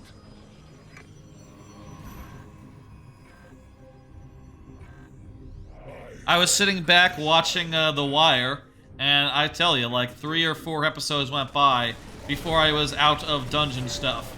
Before I was through the stretch of floors leading up to, you know, the chunk that unlocks that you have to do basically within the month if you want to be on level for the big event at the end of the end of the month. Hell of a thing. Definitely very, I'll say, I think that they could have made the dungeon parts in Persona 3, they kind of outstay their welcome. Kind of wish they were more streamlined. That said, there are systems and complications that are coming up that have come up and been put in that do make it more interesting. Like, oh yeah, there's big doors now and again where... How do I do... a forge? Where if you want to do like big extra boss fights, get some extra experience, some good weapons, you can do. And it's kind of interesting to do those and feel relatively assured that's like, oh, okay, I won't have to worry about, Hierarch, I'm detecting a significant energy spike. I expect the keystone will emit another disruption nova soon. I won't have to worry about, oh, geez, that's not good.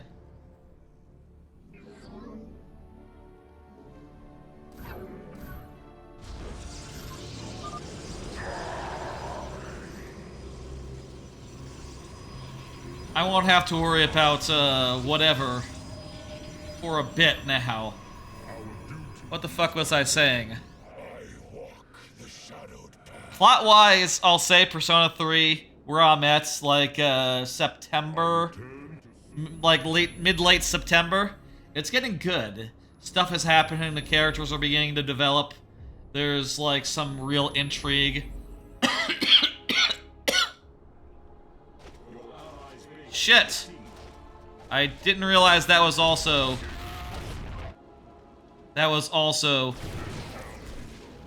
their base. Crap. A Dominion facility. Oh, can't believe we made it out alive. Some of our medics will stay behind in case you need them. Hey, buddy.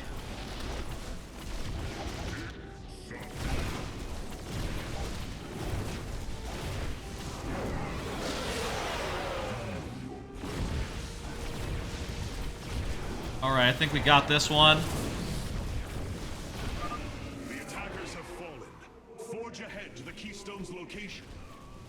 Oh wow, they got like extra big boys back there. Just like standing guard and shit. Okay, it's time to back up. Headache. Thanks for the help, Artanis.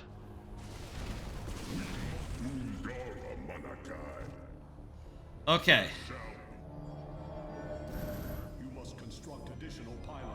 Need additional pylons here. Make a bunch.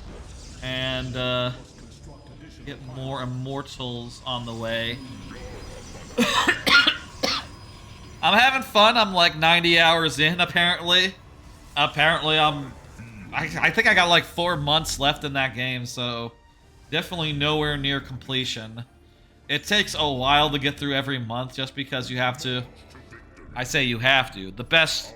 You're playing for the story and the writing, and there's so much, like, side stuff and social links, and each of those is just, like, a cutscene every now and again, such that through every month you're seeing, like, dozens and dozens of cutscenes, and that's what you're there for, so that is the game. So it's not like it's something you can skip, and nor would you want to skip it, even. It just takes a long time is the one thing that like stresses me out a little bit, and I feel like one of the reasons why I've been falling a little bit behind on clipping. I say a little bit. I haven't really been keeping pace at all. One of the reasons is perhaps because I am spending trying to spend like multiple hours a day playing Persona. And trying to get through it. Played a little bit before the stream even, like an hour's worth. And was able to get through like a week in-game time. You need to put in the time with Persona. But once you do, it's fucking golden. And I know that like the ending of Persona 3, man, I'm really looking forward to it. I've been listening to some music from the game, and one of the music things what came up was was like the endgame music, which is really some profoundly beautiful stuff. Like, I think one of the reasons why Your help. Our last science vessels are on their way to the front line. one of the reasons why it is such a memorable, emotional thing is that it ends with such a beautiful song, and I can't wait to see the new version of it. I'll also say some of the new stuff like Color Your Night. Some of the new songs and like new versions of songs are really good. I think they did a hell of a job with them.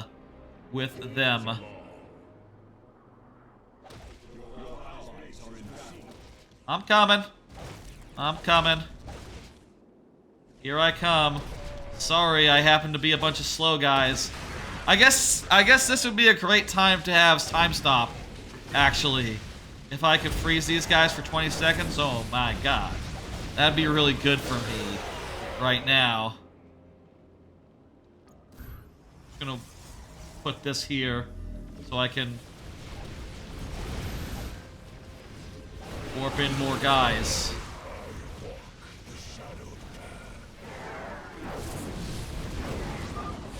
Survived the hybrid's assault. Continue onward, warriors. Need some more guys. Went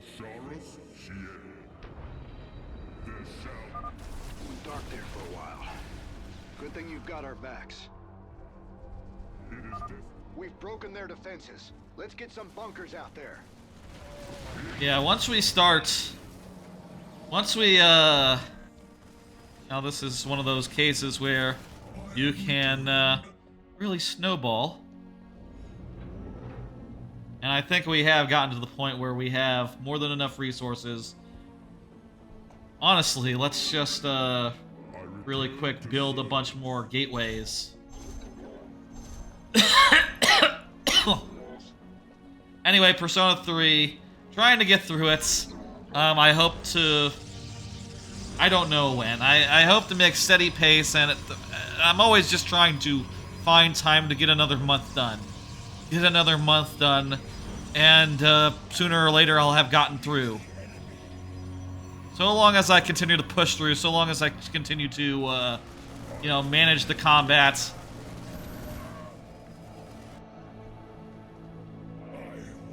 I think I'll be able to manage, be able to do good.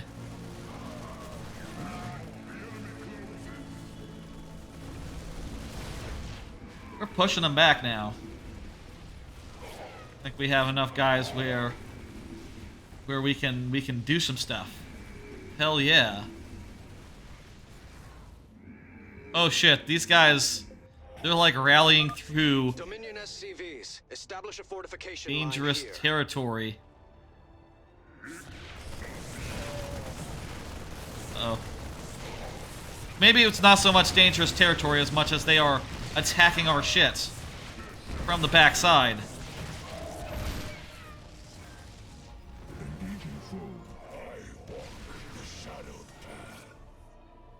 Okay, let's make all these gateways. Alright. The keystone is reaching full power, Hierarch. We will need to defend our allies from the hybrid once more. Probably should have that long-range cannon. That'd probably be good for anti-siege tank type stuff in the future. We'll get that, you know, soon enough, of course. I feel your presence. We march to victory. All shall submit. Alright, let's go there and defend our dudes. Defend our friends. There shall be a A pylon there. Let's start, like, warping in a You must construct. I walk the shadow. whole bunch of fucking dudes. Wonderful. Oh, that went so well.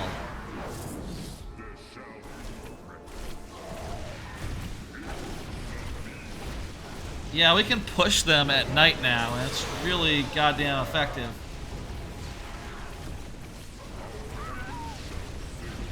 Yep, that's too many. Okay, pull back, pull back. How about we do, that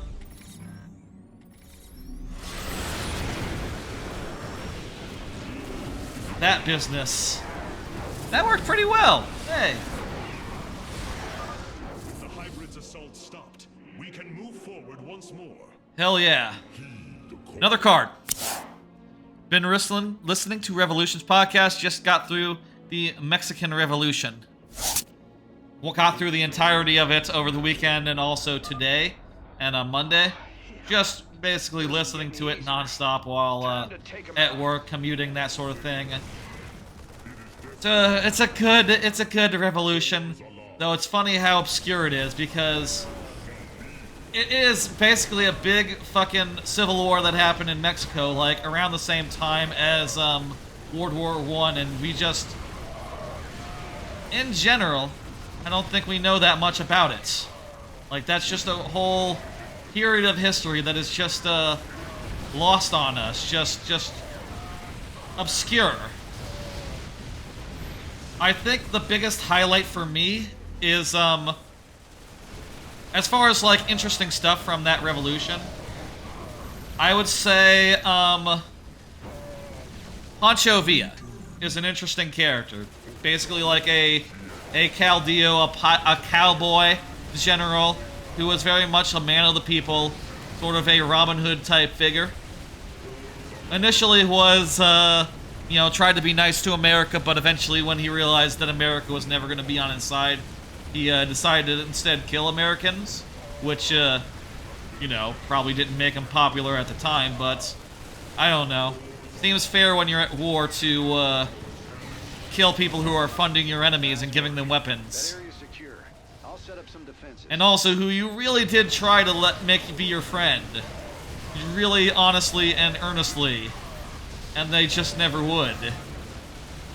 He seemed like a cool fella. And quite a character. One of the things that's really interesting about him is that he was very interested in, like, building his own reputation. And, like, not in a way that's cynical or anything, but he was basically like a Mexican Robin Hood. Literally robbing from the rich and giving to the poor. He would find workers, you know, like employers who were being unjust, and he would say, like, to the people, he would kill them, you know, throw them against the wall and kill them dead, and then give all their money, all their grain, all their food to the poor, to the people, which made him very popular and garnered him quite an army. That said, eventually, didn't really work out for him. He sort of had a fighting style which was very outdated.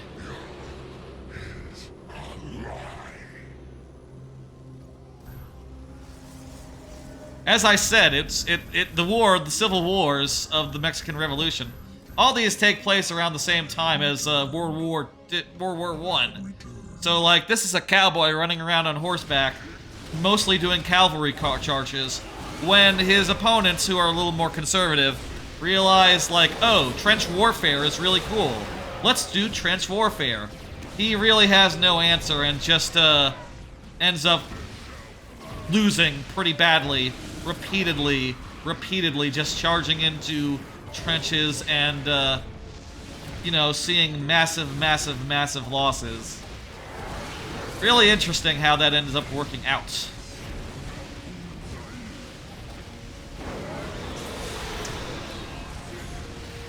Other than that, it's an alright revolution. A lot of just people running around doing a whole bunch of wars, and they don't all have, like, very different policies, really. It's just more just powerful people who, look, only one person can be in charge, and they decide to settle it with a huge-ass civil war. Sometimes that's how it works. Sometimes it's like, hey, we basically agree, but the one thing we can't agree on is who's going to be in charge. And whether it's going to be the North or the South or the Middle or what the fuck. Let's give him a taste of the pain. Go around here and get this side objective done. Push the battle line forward.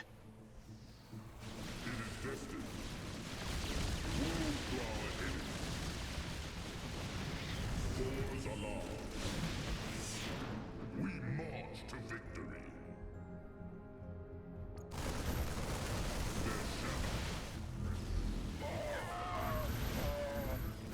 Get more of these guys. Ran out of minerals. I guess we mined out our base a long time ago. Thank heavens. Almost everyone died. Just a few medevacs left. I'll send them to support the Emperor's forces. Emperor Valerian, we have secured all of the Anyway. facilities. I promise you, I won't forget this kindness, Hierarch. Anyway, it's a good series. Kind of neat. Honestly, teaches me a lot about stuff I had no idea about Mexico, and like I said, I re-listening, so I guess I'm relearning, to be fair. The only thing I retained out of the first listen was Pancho Villa. Kind of seems like a cool guy. He ran around with a film crew, because film roles were kind of a new thing, so he let him film battles and, you know, produced, like, film reels that were shown in America and sort of drove some support to him until the powers that be sort of sided with his enemies because he was sign of a, you know, a shoeless, a barefoot cowboy. Not exactly the kind of people that that Washington wanted leading a country for some reason. Go figure. With Revolutions, I only have one series left. It's the longest series, though, with like 100 episodes. But if I just start listening to it tomorrow, the Russian Revolution, maybe I'll be done with it like in a week or two. Or even less, even. Maybe by this time next week, I'll be saying like, yeah, I just finished the Russian Revolution. It's fucking great. Disruption Nova soon.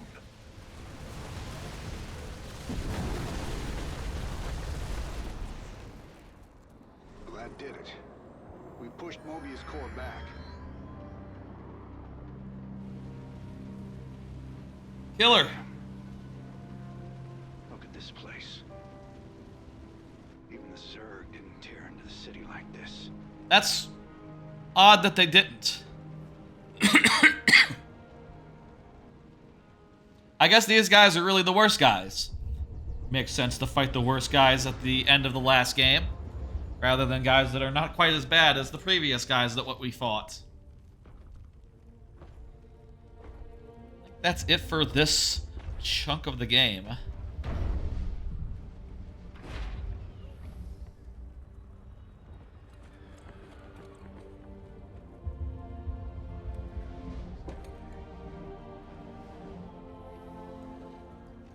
That was a very nice 2 missions. Fun missions, both of them. We got some great quality of life stuff. Things are really picking up. The prologue was very rough, I found, in this. And maybe we should have just skipped the prologue entirely. I'll say the epilogue, we'll do that one as well. That will definitely be one of the things that we play here as part of this.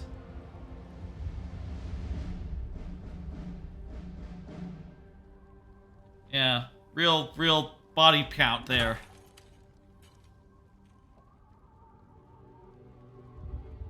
Did you know this warrior? No, he's just a guy. No. But I know his story. He's a man of the people. I know all their stories. None of them ever think it'll end like this. Reports been coming in from all over. Raynor is very much like a... I wonder if there's a comparison to be made between Pancho Villa and Raynor. Man of the people. Takes from the rich, gives to the poor. Kind of a little bit uncouth. Doesn't really turn to genocide, though, at any point, out of frustration. I say genocide. Is it genocide if it's like just people from an... that is genocide, isn't it? Yeah, that's what it is. Sometimes it's religion-based, but other times just where they live. It is your custom to shake the hand of a friend, is it not? Shake his hand. Remember, we're the alien in this. We're not Raynor in this case.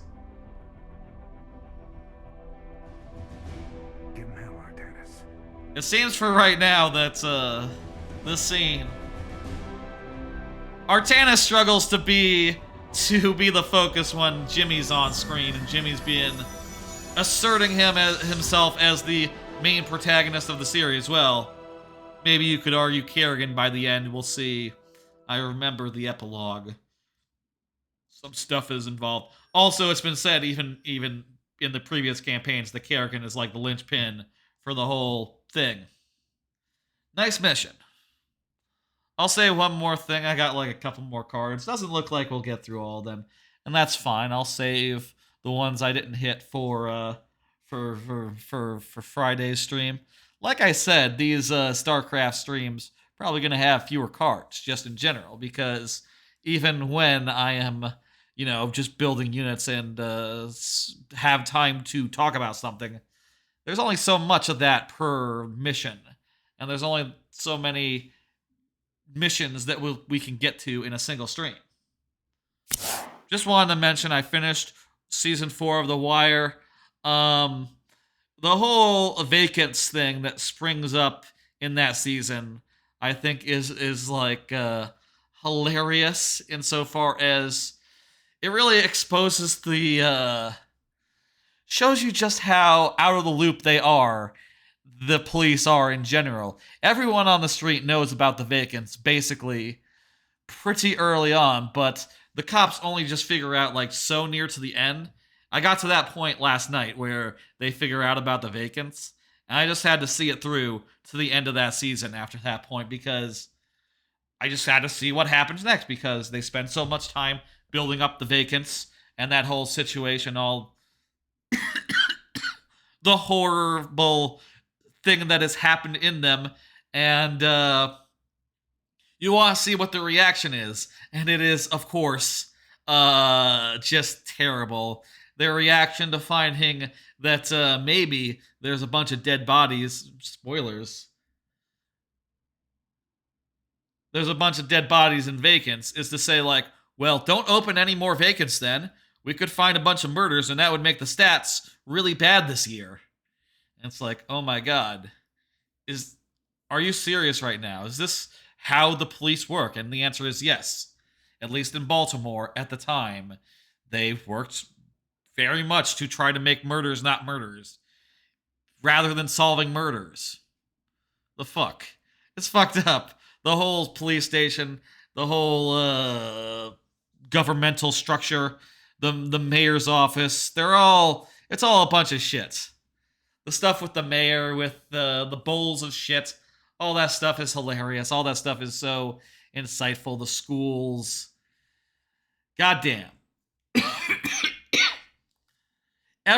The people of Baltimore are just being failed repeatedly left and right by the system, by the police, by everything, and everything that is done is in vain ultimately. Like, maybe they can put some people behind jail bars.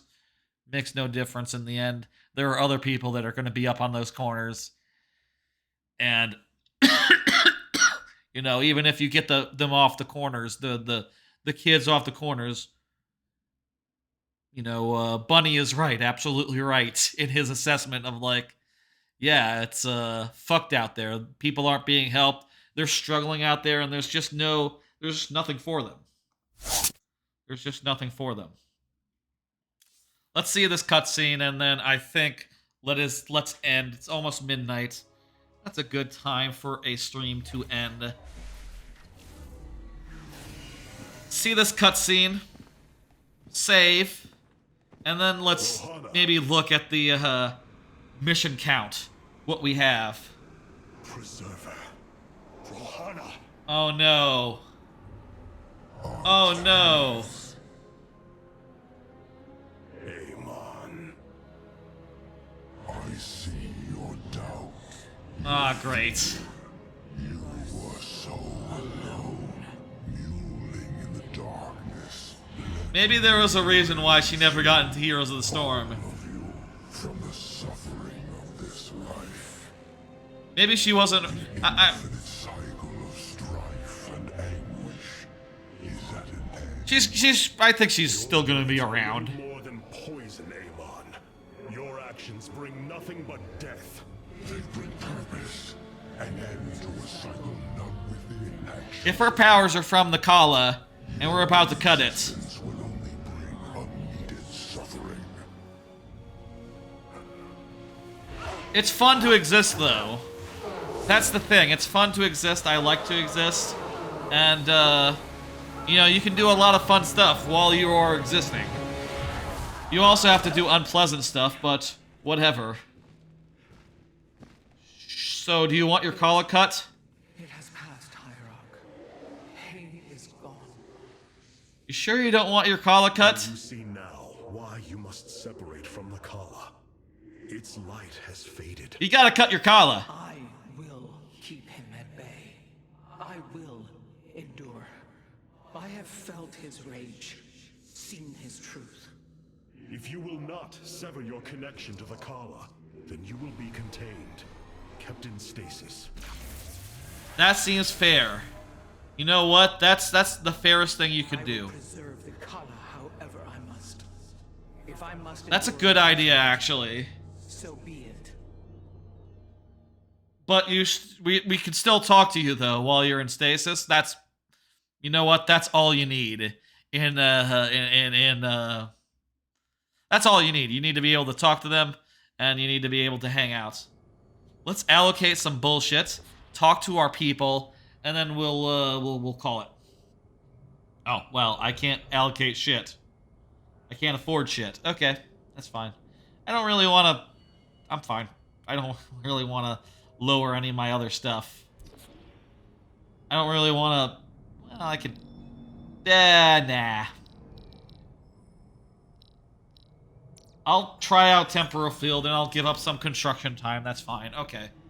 Look here, Hierarch. This material self-regenerates. It is no wonder the research of the Terrans claimed it to be from a recent epoch. My projections place it at several billion years old, if not more. That's as old as the universe. Said that this keystone can guide us unto hope. What do you think it means? Yes, guide us. It is a code wanting to be cracked. The keystone seems to be able to manipulate energies, but that may not be its sole purpose. I believe it stores its origin point within. Its origin point? Yes, I promise you. I will find out how this will lead us to the Zelnug. Cool. That sounds good. Your efforts, Carrax. There is little time. Yep. That is a plan. Okay, that's the solar course sorted out. Yeah, I think this is a thing where it keeps on going from universe to universe, and sort of like the keystone to making a new one or something. I abandoned everything I knew to serve Kala. I will not forsake my vows, even now. Bit of a cough today. Don't worry about it. It's fine. I think I am fine. Assault units can now be added to our army, Hierarch. Alright, cool. So for those, we have the choice between the Immortal, which have barriers that absorb a large amount of incoming damage, and they deal bonus damage to armored units, or what the fuck is this? The Annihilator. Shadow cannons deal heavy damage to enemy ground or air units. Bonus damage to armored units. What's the difference? These ones have a barrier. Have like a really strong barrier. Shadow cannon. Oh, these guys have like a targeted extra big attack. I think that these guys having like a super, like a Yamada beam type situation, where they can do like a big attack. That seems very good. I think I like that. Kind of low-key enjoying the Dragoons. They don't have any teleport ability, but they get the job done. And also because they're not always going to have teleporting. Maps are not necessarily designed around teleporting and blinking. Kind of a shame because blinking is cool. I wonder if we'll get like other units that have blinks on them later on. I played this game before, but you know, I don't remember. If I look in the archives, will that show me how many missions there are? 5 of 19.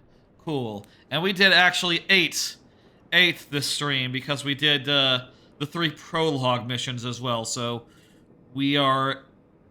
And there's probably 3 in the epilogue, I would guess.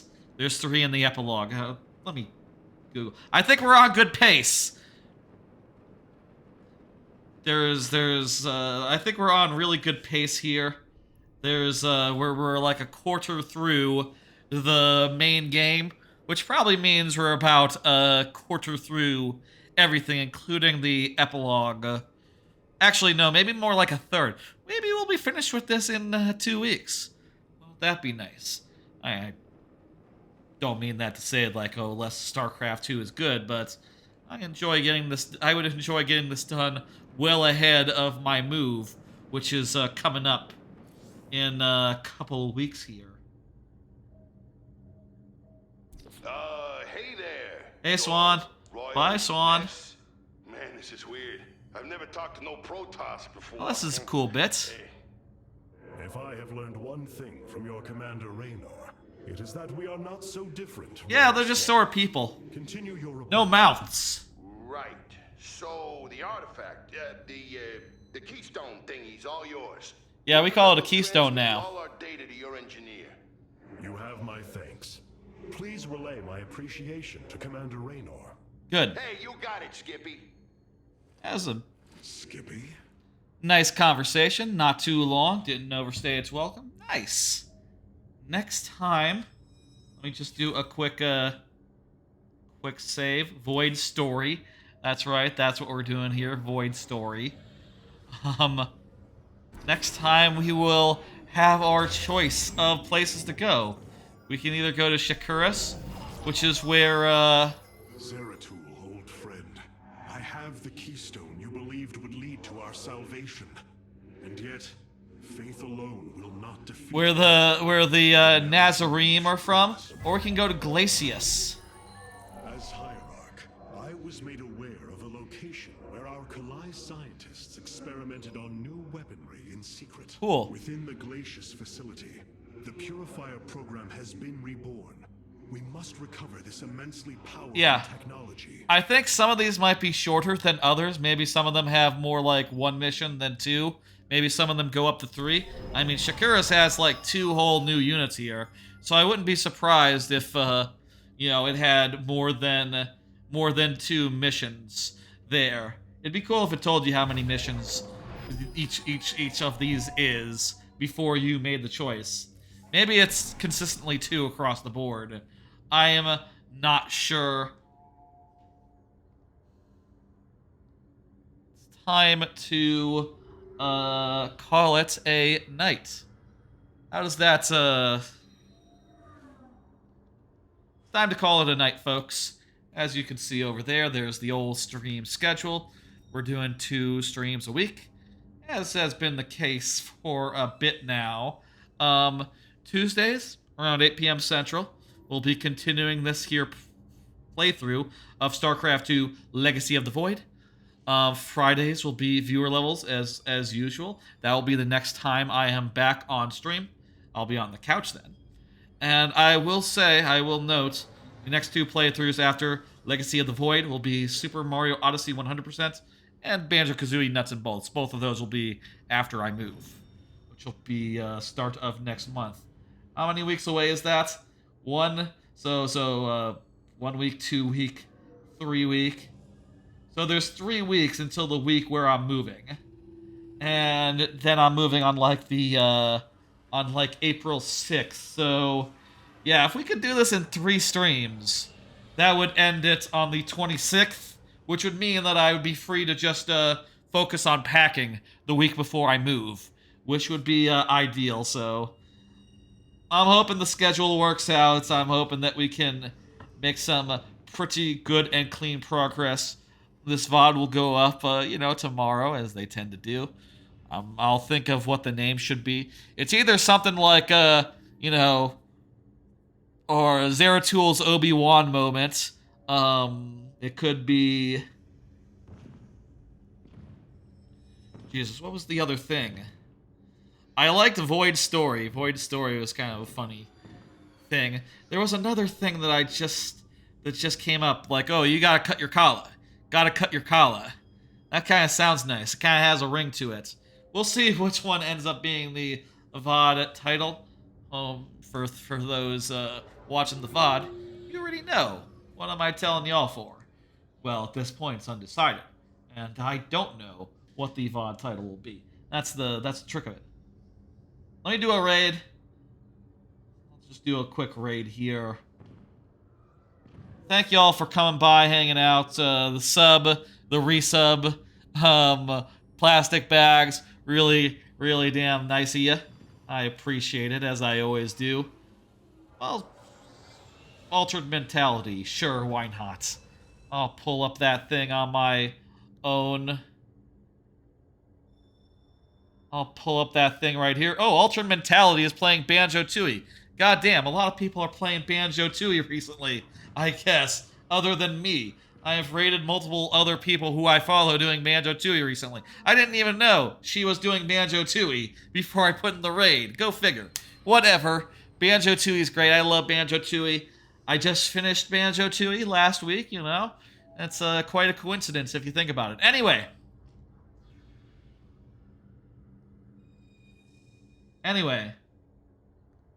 I'll be back on Friday with viewer levels, and then next week will be another installment of this, as well as more viewer levels as it goes.